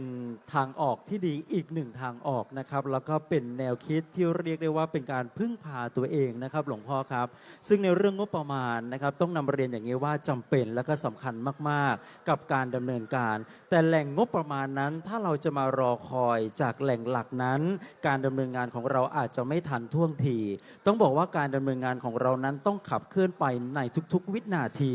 แต่เมื่อมาสะดุดด้วยเรื่องงบประมาณก็ไม่จำเป็นที่ว่าเราจะต้องหยุดขออภัยครับก็ไม่จำเป็นที่ว่าเราจะต้องมาหยุดการดำเนินงานมันยังมีวิธีการอื่นอีกมากมายหลวงพ่อบอกว่าให้ใช้ต้นทุนในสังคมในชุมชนให้เกิดประโยชน์ด้วยโปรเจกต์ด้วยแนวคิดด้วยความคิดกิจกรรมต่างๆหลวงพ่อยกตัวอย่างให้ฟังแล้วนะครับว่าใช้ภาคีเครือข่ายในการทำงานเมื่อดึงเขามาทำงานแล้วเราควรจะมีสิ่งหนึ่งประการใดตอบแทนเขาหรือไม่อย่างไรหลวงพ่อก็ยกโปรเจกต์ขึ้นมา1โปรเจกต์1โครงการนั่นก็คือการดึงสตรีเข้ามามีส่วนร่วมในการทำงานเมื่อมีสตรีเข้ามาเป็นส่วนร่วมในการทำงานแล้วเราจะมีอะไรเป็นขวัญกำลังใจให้กับเขาเหล่านั้นนั่นก็คือตั้งเป็นสตรีนารีต้นแบบมีรางวัลมอบให้ด้วยโอ้โหไม่ธรรมดานะครับอันนี้เป็นเพียง1ไกด์ไลน์ที่ทุกท่านสามารถนำไปปรับใช้ในหน่วยอบรมประชาชนของท่านได้ถือได้ว่าเป็นทางออกที่ดีเลยทีเดียวนะครับในส่วนของงบประมาณอย่างที่บอกไปนะครับเมื่อสักครู่นี้พระเดชพระคุณพระสุธีรัตนบัณฑิตท่านเองก็ได้สื่อสารบอกช่องทางเกี่ยวกับเรื่องของการแสวงหางบประมาณจากแหล่งอื่นนะครับไม่ว่าจะเป็นสสสเองก็ดีนะครับกระทรวงสาธารณสุขเองก็ดีอันนี้ท่านใดที่มุ่งเน้นในเรื่องของการขับเคลื่อนในด้านของสุขภาพก็จะเป็นทางด้านนี้ส่วนท่านใดที่มุ่งเน้นในเรื่องของสัมมาชีพก็จะมีหน่วยงานองค์กรภาคีเครือข่ายต่างๆทั้งภาครัฐและเอกชนที่จะเต็มใจสนับสนุนงบประมาณอย่างเช่นพัฒนาชุมชนอย่างนี้เป็นต้นแต่เพียงแต่ว่าเราต้องมาศึกษาทำความเข้าใจเชื่อมโยงให้ถูกว่างานอบต.ของเราทั้ง8ด้านนั้นจะเชื่อมโยงกับภาคีเครือข่ายหน่วยงานใดบ้างที่จะเป็นพลังสำคัญที่จะมาช่วยเราในเรื่องของงบประมาณและช่วยเราในเรื่องของการดำเนินการนั่นเองนะครับทีนี้นะครับอีกเรื่องหนึ่งซึ่งเป็นเรื่องที่สำคัญอบต.ของเราเนี่ยทุกคนฟังมาตั้งแต่แรกจนถึงณขณะนี้จะทราบแล้วว่าอบต.ของเราเกิดขึ้นที่วัดมีจุดประสงค์เพื่อให้วัดเป็นศูนย์กลางในการอบรมประชาชนและในขณะเดียวกันให้วัดเป็นสถานที่ที่สร้างความสุขนะครับสร้างความยั่งยืนสร้างประโยชน์ให้คนในชุมชนดังนั้นถ้าพูดเรื่องของศักยภาพอันนี้วัดต้องมีนะครับในขณะเดียวกันพระสงฆ์เองก็จำเป็นต้องมีการพัฒนาศักยภาพเพื่ออะไรครับเพื่อที่จะได้ไปต่อยอดในการขับเคลื่อนในการอบรมประชาชนคนในชุมชนของเราตามภารกิจทั้ง8ด้านอยากจะขอถวายเกียรตินะครับพระเดชพระคุณพระราชเขมมากรครับในฐานะที่ เป็นประธานหน่วยอบรมประชาชนประจำตำบลส่วนหนึ่งแล้วรวมไปถึงท่านเองก็เป็นอปจ.ด้วยนะครับเป็นผู้คุมนโยบายซึ่งถ่ายทอดลงไปสู่พื้นที่ท่านมีวิธีการในการสร้างวัดให้เป็นศูนย์กลางในชุมชนได้อย่างไรนี่คือหนึ่งคำถามอีกหนึ่งคำถามครับท่านมีแนวทางในการพัฒนาศักยภาพของเจ้าอาวาสซึ่งเป็นประธานหน่วยอบต.รวมไปถึงพระสงฆ์ในระดับวัดซึ่งเป็นเครื่องไม้เครื่องมือในการช่วยงานเจ้าอาวาสในการขับเคลื่อนหน่วยอบต.ได้อย่างไรกราบอาราธนาด้วยความเคารพครับ ขอเจริญพรก็เมื่อหลายปีก่อน การพัฒนางานต่างๆแต่ละโครงการแต่ละด้านของกิจการคณะสงฆ์เนี่ยก่อนหน้านี้นะเมื่อก่อนมีได้รับการสนับสนุนงบประมาณจากองค์การบริหารส่วนท้องถิ่นก็ทำให้การดำเนินงานนั้นเป็นไปด้วยความสะดวกมากนะระยะหลังนี้เรื่องของงบประมาณอย่างที่พระเดชพระคุณหลวงพ่อพระเทพสิงหวราจารย์ได้พูดไปแต่ทีนี้แม้กระนั้นก็ตามหลักของการทำงานเนี่ยผมอัตมาภาพใช้หลักอยู่5ประการนะไม่ว่าที่วัดที่จังหวัดเนี่ยจัดงานระดับจังหวัดยกเป็นงานระดับจังหวัดมีอยู่2 งานโดยไม่มีงบประมาณร่วม30 ปีบางปีก็ได้บ้างแล้วก็ล่าสุดนี่ปีนี้น่าจะได้นะชื่นใจหน่อยนะนั่นก็คือใช้หลักการ5 อย่างเน้น1ส่งเสริมกิจกรรมทางพระพุทธศาสนาส่งเสริมกิจกรรมทางพระพุทธศาสนาเช่นสัปดาห์ส่งเสริมพระพุทธศาสนาเนื่องในวันวิสาขบูชาหรือวันเข้าพรรษาอาสันหะนี่นะเราก็จะชูกิจกรรมด้านศาสนาเป็นหลักข้อที่1เวลาจัดงาน 2. รักษาประเพณีวัฒนธรรมนี่ก็อย่างอบต.นี่ก็มีศีลธรรมจริยวัฒนธรรมอยู่ในนี้นะมันเข้าตรงนี้นะ 3. นำเศรษฐกิจส่งเสริมด้านเศรษฐกิจชุมชนหรือในจังหวัด 4. ก็คือส่งเสริมด้านการท่องเที่ยวนะและ 5. สุดท้ายก็คือสร้างความรักสามัคคีในชุมชนองค์กรต่างๆดังนั้นชูประเด็น5 อย่างนี้จัดงานใหญ่โดยไม่มีงบประมาณแต่ก็เราเรียกว่าต้องใช้พลังภายในก็คืออาศัยความร่วมมือจากภาคีเครือข่ายทุกองค์กรให้มามีส่วนร่วมคิดร่วมพูดร่วมทำกิจกรรมก็เกิดขึ้นและเป็นที่ยอมรับอย่างประเพณีกินสลากหลวงเมืองแพร่นี่นะไม่มีงบนะเจ้าคุณนะทุกปีเมื่อไม่มีงบทำไงกินทั้งจังหวัดระดับจังหวัดเนี่ยนะแต่ปีนี้เห็นว่าจะได้นะก็ไม่มากเนาะประมาณ4-5 แสนประมาณนี้นะงานไม่เคยได้นี่นะจัดงานโดยเขาเรียกว่าสร้างความรักของคนในจังหวัดในชุมชนให้มีส่วนร่วมนี่เราก็สามารถจัดงานได้แล้วก็หลายๆส่วนให้เขามีเขาเรียกว่าเป็นส่วนหนึ่งของงานนะส่วนหนึ่งของงานอย่างที่อีกวัดหนึ่งที่ไปสร้างคือวัดป่าเนี่ยจากไม่มีอะไรเนี่ยนะก็ตอนนี้นะปีนี้จะได้งบทำถนนเข้าละไฟฟ้าเข้าไปแล้วแต่ปีนี้จะขยายประปาเข้าไปละนะดึงปีนี้จะได้ถนนแล้วขยายไฟฟ้าอีกนะแล้วก็กำลังจะมีโรงพยาบาลแพทย์แผนไทยนะอีกหน่อยวัดจะ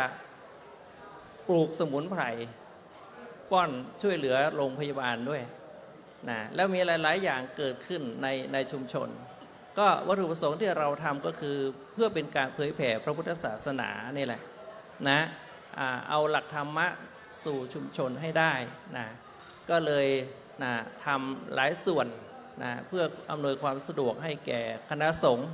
และก็ส่วนราชการพี่น้องศรัทธาสาธุชน และในชุมชนได้เกิดประโยชน์ในการพัฒนาสังคมชุมชนบ้านเมืองประเทศชาติพระพุทธศาสนานะให้เจริญรุ่งเรืองสืบต่อไปก็ต้องขอนะอนุโมทนาทุกส่วนทุกฝ่ายที่มีส่วนเกี่ยวข้องนะในด้านการบริหารจัดการวัดและฝากศรัทธาญาติโยมทุกท่านทุกคนเนี่ยช่วยกันดูแลรักษาพระพุทธศาสนาวัดวาอารามและพระภิกษุสงฆ์สามเณรถ้าเราไม่มีวัดไม่มีพระมีเณรก็ที่พึ่งทางใจที่จะน้อมนำธรรมะมาขยายสู่พี่น้องประชาชนก็จะไม่มีก็จะหายนะศาสนทายาทก็ไม่มีหายไปดังนั้นต้องร่วมกันสืบทอดรักษานะพัฒนาพระพุทธศาสนาให้เจริญรุ่งเรืองสืบต่อไปเหมือนการจัดงานในคราวครั้งนี้ที่บูรณาการรวมทั้ง8ส่วนงานมาอยู่ด้วยกันณที่นี้ก็มีโครงการวัดประชารัฐสร้างสุของค์อปต.หน่วยอบรมประชาชนประจำตำบลโครงการหมู่บ้านรักษาศีล5นะโครงการพระธรรมจาริกโครงการพระวิปัสสนาจารย์โครงการทูลเล่าเรียนหลวงเกี่ยวกับการศึกษาพระปริยัติธรรมแผนกบาลีและโครงการทูลเล่าเรียนหลวงสำหรับอุดมศึกษามหาวิทยาลัยคือมหาจุฬาลงกรณราชวิทยาลัยและมหามกุฏราชวิทยาลัยนี่ก็มาร่วมด้วยช่วยกันตรงนี้จึงเป็นงานที่ยิ่งใหญ่นะเรียกว่าสืบสารนะรักษาต่อยอดนะโครงการทุนเล่าเรียนหลวงสำหรับพระสงฆ์ไทยนะได้อย่างสมบูรณ์แบบนะทั้ง3วันนี้เป็นวันสุดท้ายแล้วเนาะก็ขออนุโมทนาทุกรูปทุกท่านไว้ณโอกาสนี้ ครับกราบขอบพระคุณพระเดชพระคุณพระราชเขมมาก่อนนะครับ หลวงพ่อเองได้มีโอกาสได้สื่อสารเกี่ยวกับเรื่องของการใช้วัดของเราเนี่ยให้เป็นศูนย์กลางในการทำกิจกรรมต่างๆในเชิงสร้างสรรค์อันจะยังมาซึ่งคุณูปการและประโยชน์ให้เกิดกับคนในชุมชนท่านเองมองว่าเรื่องงบประมาณนี้เป็นสิ่งที่สำคัญก็จริงแต่เพียงแต่ว่าเรายังมีเครือข่ายมีองค์กรต่างๆที่สามารถประสานความร่วมมือแล้วก็จะร่วมจับมือกันเพื่อที่จะทำงานหน่วยอบรมประชาชนประจำตำบลนี้ให้เป็นรูปธรรมและประสบความสำเร็จได้หลักการของหลวงพ่อทิ้งไว้ให้5ประการนะครับหนึ่งนั่นก็คือการส่งเสริมกิจกรรมทางพระพุทธศาสนาซึ่งก็ตรงกับหัวข้อในการดำเนินการของอบต.นั่นก็คือเรื่องศีลธรรมนะครับหลวงพ่อครับ2ครับท่านบอกว่าให้รักษาประเพณีวัฒนธรรมก็จะเป็นในเรื่องของศีลธรรมและวัฒนธรรมเช่นเดียวกัน3นะครับเป็นการส่งเสริมด้านเศรษฐกิจนั่นก็จะเป็นในเรื่องของสัมมาชีพนะครับหลวงพ่อครับรวมไปถึงการส่งเสริมด้านการท่องเที่ยวด้วยอันนี้ก็จะเป็นอาชีพสร้างเม็ดเงินสร้างรายได้ให้คนในชุมชนสำหรับหน่วยอบต.ใดที่มีต้นทุนในเรื่องของการท่องเที่ยวในเชิงพื้นที่ก็ถือได้ว่าเป็นการต่อยอดที่ดีอันจะนำมาซึ่งรายได้ให้กับคนในชุมชนได้ด้วยนะครับและสุดท้ายท่านบอกว่าต้องสร้างความสามัคคีให้เกิดขึ้นความสามัคคีนี้ไม่จำเป็นเฉพาะในส่วนของคนในชุมชนนะครับเป็นความสามัคคีขององค์กรภาคีเครือข่ายทุกๆหน่วยงานที่มาร่วมกันดำเนินการหน่วยอบรมประชาชนประจำตำบลเมื่อเกิดความสามัคคีขึ้นที่ใดความสำเร็จความดำเนินการของหน่วยอบรมประชาชนประจำตำบลก็จะเป็นรูปธรรมในสถานที่แห่งนั้นนั่นเองนะครับและสุดท้ายหลวงพ่อบอกว่าการสืบสารรักษาและต่อยอดหน่วยอบรมประชาชนประจำตำบลนั้นเป็นสิ่งที่สำคัญในยุคปัจจุบันขณะนี้ ทุกท่านกำลังดำเนินการในส่วนของการต่อยอดนั่นเองนะครับโดยเจ้าประคุณสมเด็จพระมหาธีราจารย์ท่านให้ความสำคัญด้านนี้มากๆพระเดชพระคุณที่นั่งอยู่บนเวทีนี้เป็นเพียงแค่ส่วนหนึ่งเท่านั้นซึ่งเป็นพลังสำคัญในการขับเคลื่อนหน่วยอบรมประชาชนประจำตำบลผมเชื่อว่าพระเดชพระคุณที่รับฟังอยู่ทางออนไลน์ก็ดีหรือประชาชนหน่วยงานราชการต่างๆก็ดีอยากจะให้ทุกท่านเล็งเห็นความสำคัญของหน่วยอบรมประชาชนประจำตำบลนะครับเราเห็นพระเดชพระคุณนั้นได้แอคชั่นกันมามากมายเหลือเกินดังนั้นในฐานะที่เราเป็นอุบาสกอุบาสิกานะครับในฐานะที่เราเป็นพุทธศาสนิกชนจะต้องร่วมมือกันกับคณะสงฆ์ผลักดันขับเคลื่อนงานอบต.ให้ประสบความสำเร็จและท้ายที่สุดประชาชนของเราก็จะได้รับความสุขนะครับมีรอยยิ้มมีการพัฒนาไปพร้อมๆกันนั่นเองนะครับในการดำเนินงานหน่วยอบรมประชาชนประจำตำบลผมพูดเสมอว่าเราจำเป็นจะต้องมีการติดตามนะครับมีการประเมินผลมี KPI เป็นตัววัดนะครับอันนี้เป็นเรื่องของวิชาการนะครับซึ่งงานวิชาการเนี่ยก็คงจะเป็นไป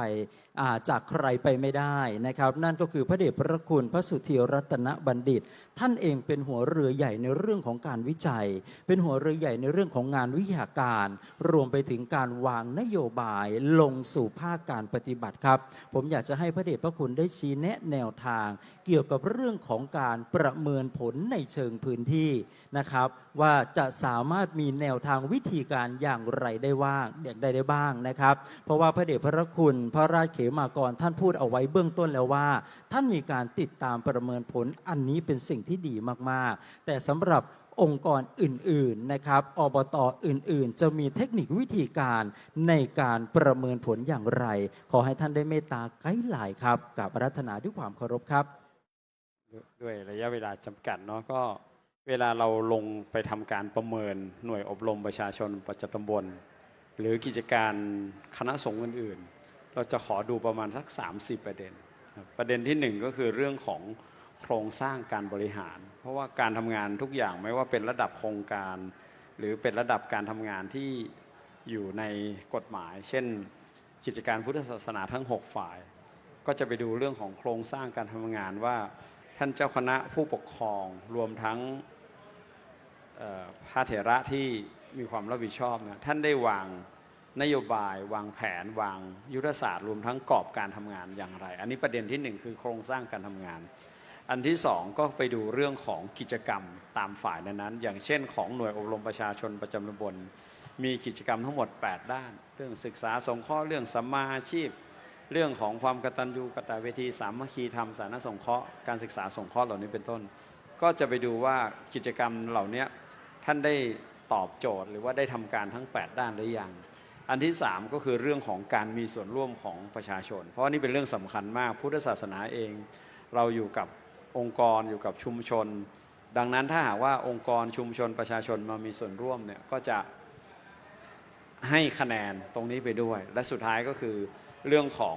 Impact คือผลที่มันขยายไปสู่สังคมไปเชื่อมโยงเหมือนที่พระเดชพระคุณท่านได้กล่าวถึงว่ามันอาจจะเราไปทำเรื่อง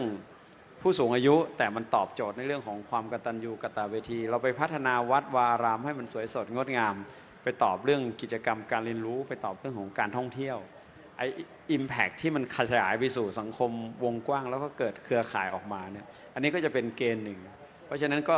3-4 ประเด็นดังกล่าวเนี่ยเป็นเกณฑ์มาตรฐานในการที่จะไปพิจารณาโครงการอะไรต่างๆซึ่งหลวงพ่อพระพรหมบัณฑิตท่านบอกว่างั้นเอา4ตัวเลยก็คือ1ตัว I ตัวแรกคือ Input เราใส่อะไรเข้าไปนโยบายใส่หลักการอะไรเข้าไป2 Process คือกระบวนการทำงานที่ลงไปทำ3 Output ผลที่ออกมามันเป็นยังไงแล้วก็ Impact ท่านบอกว่าIPOI บอกว่าต้องได้ตามนี้ถ้าได้ตามนี้ไม่ว่ากิจการคณะสงฆ์อะไรต่างๆเนี่ยก็จะเกิดขึ้นเพราะว่าเราใส่เนื้อหาหลักการพุทธศาสนาเข้าไปกระบวนการที่คณะสงฆ์กับชุมชนด้วยกันขับเคลื่อนเอาพุทธมันออกมาแล้วมันก็จะเกิด Impact ต่อสังคมที่มีหลักการพุทธศาสนาเป็นเรื่องสำคัญก็ขออนุญาตใช้ระยะเวลาสั้นๆประมาณนี้ ซึ่งจริงๆแล้วนะครับในเรื่องของการประเมินผลในทุกๆกิจกรรมเนี่ยสำคัญมากๆนะครับท่านเองได้เมตตาไกด์ไลน์ในเรื่องของการจัดทำแบบประเมินนะครับในส่วนของแนวนโยบายแล้วเนี่ยท่านบอกว่ามองอยู่เรื่องสำคัญ 4 ประการด้วยกันนะครับ 1. ดูโครงสร้างการดำเนินงานนะครับโครงสร้างในที่นี้ประกอบไปด้วยอะไรบ้างผมขออนุญาตขยายความอย่างนี้ครับจะเป็นในเรื่องของการดำเนินการตามระเบียบมีการแต่งตั้งคณะกรรมการถูกต้องตามระเบียบมหาเถรสมาคมว่าด้วยการจัดตั้งหน่วยอบรมประชาชนประจำตำบลพุทธศักราช 2546 หรือไม่อย่างไรนะครับท้ายที่สุดมีการบริหารจัดการวัดให้เป็นศูนย์กลางในการอบรมประชาชนหรือไม่อย่างไรนะครับนี่คือส่วนแรกส่วนที่2นะครับเราจะมาดูเรื่องกิจกรรมเราทราบกันดีอยู่แล้วนะครับว่าหน่วยอบต.นั้นเราจะขับเคลื่อนภายใต้กรอบการดำเนินงาน8 หัวข้อดังนั้นทั้ง8 หัวข้อหน่วยอบรมประชาชนประจำตำบลของท่านนั้นได้ดำเนินการครบถ้วนหรือไม่อย่างไรมีรูปแบบในการดำเนินการอย่างไรบ้างนะครับ 3. สิ่งนี้สำคัญมากๆคือการบูรณาการความร่วมมือจากองค์กรภาคีเครือข่ายต่างๆไม่ว่าจะเป็นในส่วนของคณะสงฆ์อย่าลืมนะครับว่าหน่วยอบรมประชาชนประจำตำบลนั้นเกิดขึ้นที่วัดของท่านก็จริงแต่อย่าลืมว่าวัดอื่นๆที่อยู่ในพื้นที่ก็มีส่วนร่วมซึ่งเป็นคณะกรรมการในการดำเนินการเช่นเดียวกันดังนั้นคณะสงฆ์วัดต่างๆในพื้นที่ได้เข้ามามีส่วนร่วมกับการบริหารงานของท่านดำเนินการของท่านมากน้อยแค่ไหนนะครับส่วนที่2นั่นก็คือองค์กรภาคีเครือข่ายภาครัฐภาคเอกชนมีการเข้ามาสนับสนุนร่วมมือกันในการดำเนินการอย่างไรและส่วนที่3สำคัญมากๆนั่นก็คือภาคประชาชนเข้ามามีบทบาทในส่วนของการดำเนินการของหน่วยอบต.อย่างไรบ้างนะครับและส่วนสุดท้ายซึ่งเป็นหลักเกณฑ์สำคัญนั่นก็คือผลลัพธ์หรือว่า Impact ผลสำฤทธิ์ซึ่งเกิดขึ้นกับคนในชุมชนคนในชุมชนนั้นได้รับประโยชน์จากหน่วยอบรมประชาชนประจำตำบลของท่านอย่างไรจากเดิมทีเขาอาจจะมีข้อจำกัดมีปัญหามีความทุกข์กายทุกข์ใจแต่เมื่อเกิดการอบรมภายใต้หน่วยอบรมประชาชนประจำตำบลของท่านแล้วประชาชนมีความสุขมากยิ่งขึ้นมีรอยยิ้มมีอาชีพมีรายได้เหล่านี้ถือได้ว่าสะท้อนให้เห็นว่าท่านประสบความสำเร็จในการดำเนินงานหน่วยอบรมประชาชนประจำตำบลนะครับซึ่งในช่วงท้ายของการเสวนานี้ทุกท่านเองก็ได้รับฟังหลักการวิธีการแนวคิดนะครับรวมไปถึงเทคนิควิธีการที่จะนำพาหน่วยอบรมประชาชนประจำตำบลของเราเดินทางไปสู่เป้าประสงค์แห่งระเบียบมหาเถรสมาคมที่ว่ากันไว้นี้นะครับในช่วงนี้นะครับผมอยากจะให้พระเดชพระคุณพระครูหิรัญสุภัทธาดาในช่วงท้ายได้ช่วยกรุณาเมตตานะครับได้ถวายกำลังใจสำหรับหน่วยอบรมประชาชนประจำตำบลที่มองว่าสิ่งที่เราทำอยู่ในปัจจุบันนี้เหนื่อยเหลือเกินนะครับแต่ปลายทางแล้วเนี่ยสิ่งที่เราจะได้รับนั่นคืออะไรนะครับขอกราบอาราธนาด้วยความเคารพครับสิ่งที่สำคัญท่านผมก็ขอเป็นกำลังใจให้ท่านที่กำลังดำเนินการอยู่เราไม่จำเป็นที่จะต้องทำรูปเดียวเพราะอบต.มันมีหลายวัดนะหลายหมู่บ้านแล้วก็ให้แชร์กันไปท่านถนัดด้านศิลปะถ้าก็รับไปท่านถนัดด้านกตัญญูกตเวทีตาก็แชร์ออกไปท่านโดยที่เราไม่ต้องมาทำเองทั้ง8หัวข้อก็ได้แต่เราสามารถรวบรวมในตำบลเราทั้งหมดนะมารวมเป็นหนึ่งเดียวก็คือการบูรณาการร่วมกันสิ่งสำคัญก็คือต้องขอบคุณคณะพระเถรานุเถระทุกระดับชั้นนะที่ท่านได้ให้โอกาสให้พระภิกษุสามเณรน้องๆรุ่นหลังได้เข้ามาทำงานและท่านก็เป็นพลชี้แนะนำบอกช่องทางทิศทางให้เราเป็นไกด์ไลน์ก่อนนะหลังจากนั้นเราก็สามารถนำไปประยุกต์ใช้ให้เกิดประโยชน์ต่อชุมชนเราบางทีบางอย่างงานที่เราอาจจะเชื่อมโยงกับตำบลอื่นท่านเพราะว่าเรามีวิธีการอย่างของอำเภอดอยสะเก็ดเราเนี่ยจะร่วมกันเป็นทั้งอำเภอหลังจากนั้นหลวงพ่อรองเจ้าหน้าจังหวัดเราก็รวมกันเป็นของจังหวัดอยู่แล้วก็มาเห็นของแต่ละตำบลที่จะคัดสรรจากอำเภอแต่ละอำเภอนำมารวมเพื่อ พื่อมาดูจุดด้อยจุดเด่น ถ้าจุดเด่นเรามีแล้วจุดด้อยที่เราต้องแก้ไขเราอาจจะได้ปรึกษาจากอบตใกล้เคียงเราเนาะที่มาแนะนำมาแลกเปลี่ยนนะเพื่อเกิดการพัฒนายิ่งขึ้นไปเนี่ยขอให้ทุกท่านมีใจรักกันเป็นอันดับแรกเนาะแล้วก็ทุ่มเทกับมันทำให้ดีที่สุดไม่ใช่ดีเฉยๆต้องดีเลยที่สุดเลยนะด้วยที่พลังทุกอย่างที่เกิดขึ้นด้วยใจรักฮะก็ขอเป็นกำลังใจให้ทุกๆหน่วยอบรมประชาชนที่กำลังขับเคลื่อนอยู่ไม่ต้องท้อครับเราก็ต้องใช้ภาคีเครือข่ายของเราทั้งหมดเนี่ยมาร่วมด้วยช่วยกันในการขับเคลื่อนงานทุกอย่างที่เกิดขึ้นแม้มันจะหนักหน่วงขนาดไหนก็ตามแต่ถ้าเราร่วมด้วยช่วยกันมันไม่มีงานไหนที่เราทำไม่ได้หรอกแต่เราต้องลงมือทำให้ถึงที่สุดฮะแล้วค่อยแก้ปัญหากันไปไม่ต้องกลัวว่าเราจะทำไม่ได้ฮะเราลงทำไปก่อนนะทำไปแล้วเรารู้ว่าเส้นไหนเราจุดแข็งเส้นไหนเราจุดอ่อนแล้วก็จะหาวิธีกระบวนการแก้ไข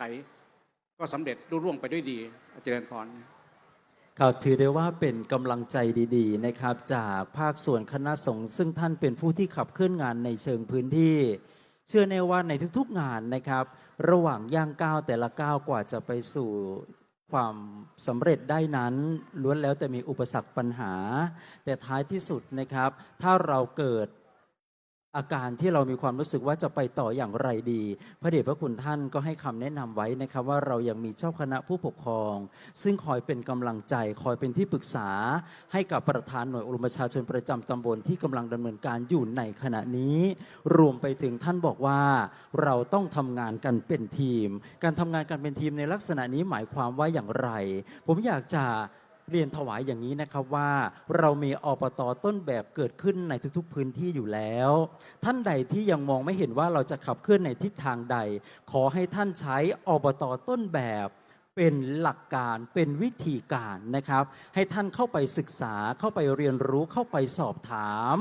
หน่วยอบต.ต้นแบบแล้วท่านจะได้วิธีการทำงานนะครับแล้วรวมไปถึงท่านจะได้รับทราบว่าเมื่อเกิดปัญหาเหล่านี้เกิดขึ้นแล้วเนี่ยท่านจะมีวิธีการก้าวผ่านปัญหาอุปสรรคอย่างนี้ได้อย่างไรนะครับและสิ่งที่สำคัญผมอยากจะให้มีระบบการเป็นอบต.พี่เลี้ยงครับพระเดชพระคุณครับในส่วนเดียวกันเนี่ยถ้าเราประเมินดูนะครับหลังจากที่ผมมีโอกาสได้เป็นส่วนหนึ่งในการเข้าไปตรวจเยี่ยมหน่วยอบต.แล้วเราจะเห็นหน่วยอบต.ที่เป็นต้นแบบที่มีความเข้มแข็งในแต่ละด้านแล้วในขณะเดียวกันเราจะเห็นหน่วยอบต.ที่อยากจะพัฒนาแต่ด้วยศักยภาพยังจะไม่ถึงขั้นนั้นทีนี้ถ้าเป็นไปได้นะครับเราอยากจะให้อบต.ต้นแบบเนี่ยเป็นพี่เลี้ยงประคับประคองดูแล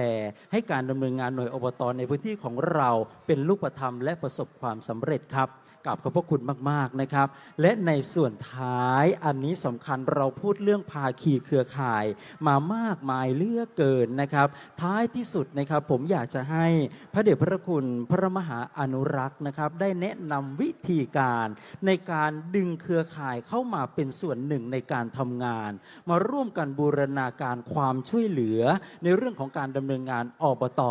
เพราะเราทราบกันอยู่แล้วว่าวัดทำฝ่ายเดียวไม่ได้นะครับอบต.คือกระบวนการบูรณาการความร่วมมือดังนั้นขอให้ท่านได้เมตตาถวายคำแนะนำนะครับว่าเราจะมีวิธีการดึงเครือข่ายทั้งภาครัฐภาคเอกชนภาคประชาชนเข้ามามีส่วนร่วมในการดำเนินงานได้อย่างไรกับอาราธนาด้วยความเคารพครับครับสำหรับการที่จะดึงภาคภาคีเครือข่ายเข้ามาร่วมในการดำเนินงานของหน่วยอบรมประชาชนประจำตำบลนั้นก็อย่างที่คุณโยมผู้ดำเนินรายการได้กล่าวไปแล้วว่าวัดจะทำอย่างเดียวการดำเนินการนั้นก็จะไม่ราบรื่นแต่ถ้าหากเรามีภาคีเครือข่ายเข้ามาการดำเนินงานของหน่วยอบรมประชาชนประจำตำบลนั้นก็จะราบรื่นไปด้วยดีสำหรับการดำเนินงานของหน่วยอบรมประชาชนประจำตำบลใดก็ตามนะครับที่ยังมีการดำเนินการมีการติดขัดหรือมีการดำเนินการไม่ราบรื่นนั้นอาจจะเป็นเพราะว่าการดำเนินการในหน่วยของท่านนั้นยังไม่ได้รับความร่วมมือร่วมแรงร่วมใจจากในพื้นที่อย่างเต็มที่เพราะฉะนั้นเนี่ยถ้าเราสามารถที่จะดึงเอากำนันผู้ใหญ่บ้านผู้นำชุมชนเข้ามาร่วมกันพัฒนางานในส่วนของอบต.นี้เราก็จะสามารถที่จะดำเนินการไปได้ในส่วนของการราบรื่นและเป็นประโยชน์ที่สุด เราดึงมาในทุกเครือข่ายเลยครับ ไม่ว่าจะเป็นกำนันผู้ใหญ่บ้าน เชิญเข้ามาเป็นกรรมการ เชิญผู้อำนวยการโรงเรียน ในส่วนของการศึกษามาเป็นกรรมการ เชิญผู้อำนวยการรพสตในส่วนของสุขอนามัยมาเป็นกรรมการ เรามีแบ็คหลังคือเจ้าคณะพระสังฆาธิการไว้คอยปรึกษา มีแบ็คหลังในช่วงของฝ่ายบ้านเมืองก็คือมีในายอำเภอ ถ้าหากเรามีปัญหาเข้าหาในายอำเภอก็ได้ครับ ให้ในายอำเภอช่วยสั่งการ ในการที่จะได้ให้ส่วนราชการในส่วนตรงนั้นตรงนี้เข้ามาช่วยในการบริหารในหน่วยอบต.ของเรา เพราะฉะนั้นเนี่ยถ้าหากว่าเราสามารถที่จะเข้ากับนายอำเภอ แล้วให้นายอำเภอสั่งการมาในส่วนของตำบลนั้นๆ แล้วให้ในตำบลนั้นๆเนี่ยช่วยดูแลเป็นพิเศษหน่อยว่า ตอนนี้การดำเนินงานของเรานั้นยังติดขัดในส่วนนี้ ในส่วนของกำนันผู้ใหญ่บ้านก็ย่อมนี่จะมีความยินดี ในการมาช่วยเราเนี่ยเพื่อที่จะดำเนินการของหน่วยอบต.เรานั้นให้ผ่านพ้นวิกฤตต่างๆ ปัญหาต่างๆ หรือการที่มันทำให้เราดำเนินการไม่ราบรื่นต่างๆเนี่ยผ่านไปได้ด้วยดี อีกทั้งภาคีเครือข่ายจากข้าราชการประชาชน ชุมชนเนี่ยถือเป็นสิ่งแรงสำคัญอย่างหนึ่ง ประธานชุมชนพ่อค้าแม่ค้าประชาชนทุกอย่างเนี่ยเราต้องรับฟังความคิดเห็นหรือการเปลี่ยนแปลงที่ต้องการจะให้เป็นไป เรานำปัญหาตรงนั้นมาวิเคราะห์และแก้ไข แล้วก็ดำเนินไปให้ถูกจุด ถูกสถานที่ถูกเวลา แล้วการดำเนินงานในส่วนของการดำเนินงานหน่วยอบรมประชาชนประจำตำบลในทุกที่พร้อมใจกันในทุกภาคีเครือข่าย ก็จะทำให้การดำเนินการหน่วยอบรมประชาชนประจำตำบลนั้นๆดำเนินการไปด้วยความราบรื่นสำเร็จเป็นประสิทธิภาพอย่างแท้จริง และเป็นรูปธรรมครับขอบคุณครับ ครับนี่คือคำแนะนำดีๆนะครับจากอบต.ซึ่งเรียกได้ว่าเป็นอบต.ต้นแบบ และท่านเองก็ได้ขับเคลื่อนงานอบต.มายาวนานเหลือกเกิน ผมเชื่อว่า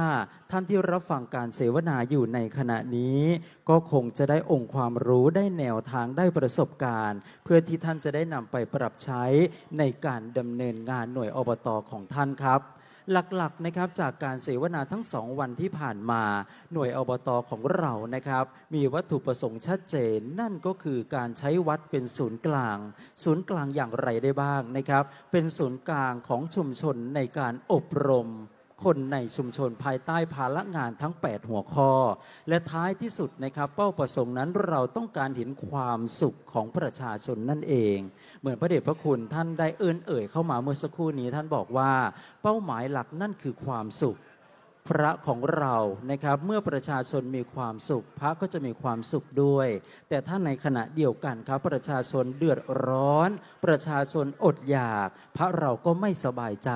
เพราะอะไรครับเพราะวัดกับบ้านนั้นต้องเกื้อกูลกันตั้งแต่อดีตจนถึงปัจจุบันต้องช่วยเหลืออุปถัมภ์ซึ่งกันและกันและสิ่งที่พระเดชพระคุณทั้ง5รูปนี้เป็นตัวแทนของคณะทำงานหน่วยอบรมประชาชนประจำตำบลท่านเองเสียสละกำลังความรู้ความสามารถทุ่มเทตนเองก็เพราะอะไรครับเพราะเป็นการตอบแทนสังคมนั่นเองดังนั้นในฐานะที่ผมเป็นข้าราชการคนหนึ่งนะครับอยากจะฝากไปยังพี่น้องข้าราชการทุกๆหน่วยงานโดยเฉพาะอย่างยิ่งนะครับสำนักงานพระพุทธศาสนาจังหวัดในทุกๆจังหวัดรวมไปถึงหน่วยงานอื่นๆที่มีภารกิจเชื่อมโยงกับการขับเคลื่อนอบต.ทั้ง8ด้านนะครับขอให้ท่านได้ร่วมบุญใหญ่กับคณะสงฆ์สนองงานอำนวยความสะดวกอุปถัมภ์ช่วยเหลือ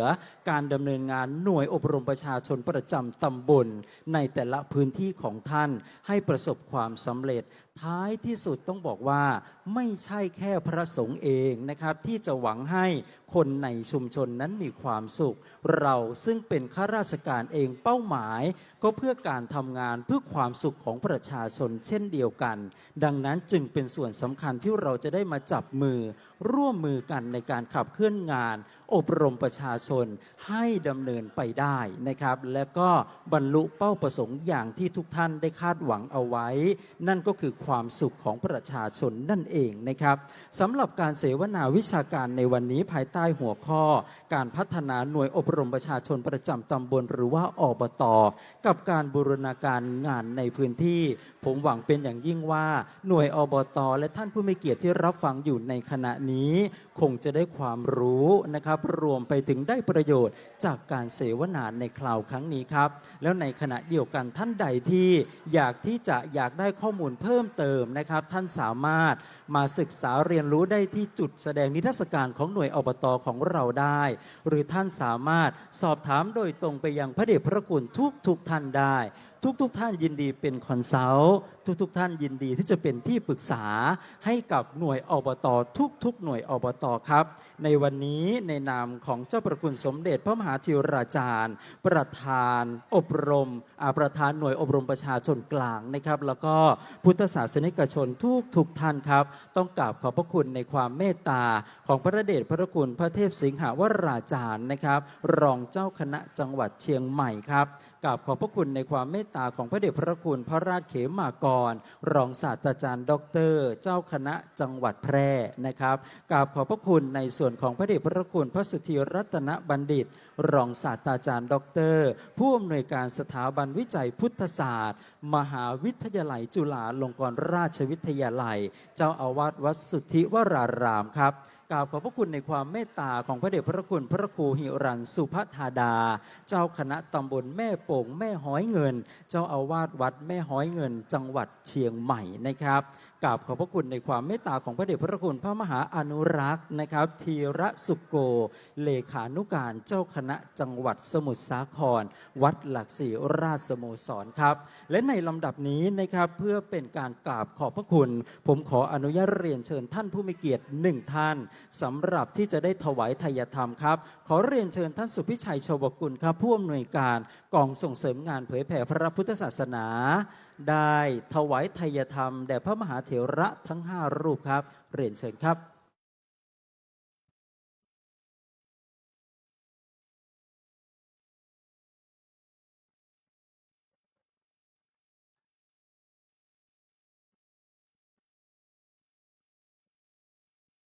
ครับในส่วนของพุทธศาสนิกชนนะครับท่านผู้มีเกียรติทุกท่านนะครับสามารถที่จะเข้าไปติดตามรับชมการถ่ายทอดสดย้อนหลังได้ที่ช่องทางต่างๆนะครับไม่ว่าจะเป็น WTV นะครับสถานีวิทยุโทรทัศน์พระพุทธศาสนาโลกนะครับของวัดพระเชตุพนวิมลมังคลารามนะครับรวมไปถึงเพจ Facebook ต่างๆนะครับเป็นการถ่ายทอดสดย้อนหลังนะครับทางออนไลน์ทั้งช่องทางเพจ Facebook ครับแล้วก็ทาง WTV อีกด้วยนะครับครับกราบขอบพระคุณนะครับในส่วนของท่านสุพิชัยชวกุลครับครับท่านผู้อำนวยการกองส่งเสริมงานเผยแผ่พระพุทธศาสนาครับในส่วนของการเสวนาในวันนี้นะครับก็เดินทางมาถึงช่วงท้ายแล้วกระผมนะครับนายชิสนุพงษ์แชล่มรำผู้อำนวยการสำนักงานผู้อำนวยการกลุ่มกิจกรรมและการเรียนรู้นะครับจากสำนักงานพุทธมณฑลนะครับสำนักงานพระพุทธศาสนาแห่งชาติต้องกราบขอบพระคุณในความเมตตาของพระเดชพระคุณผู้เข้าร่วมเสวนาในคราวครั้งนี้รวมไปถึงกราบขอบพระคุณพระเดชพระคุณนะครับที่ติดตามรับชมอยู่ในสถานที่แห่งนี้รวมไปถึงประธานหน่วยอบรมประชาชนประจำตำบลที่ได้รับชมผ่านทางสื่อออนไลน์นะครับขอบคุณในส่วนของท่านผู้มีเกียรติทุกท่านครับที่รับชมอยู่ณสถานที่แห่งนี้เช่นเดียวกันรวมไปถึงท่านที่รับชมและฟังอยู่ผ่านออนไลน์นะครับเชื่อว่าการสัมมนาในครั้งนี้จะเป็นประโยชน์กับทุกท่านมากๆนะครับท่านสามารถติดตามการเสวนาได้ในโอกาสต่อไป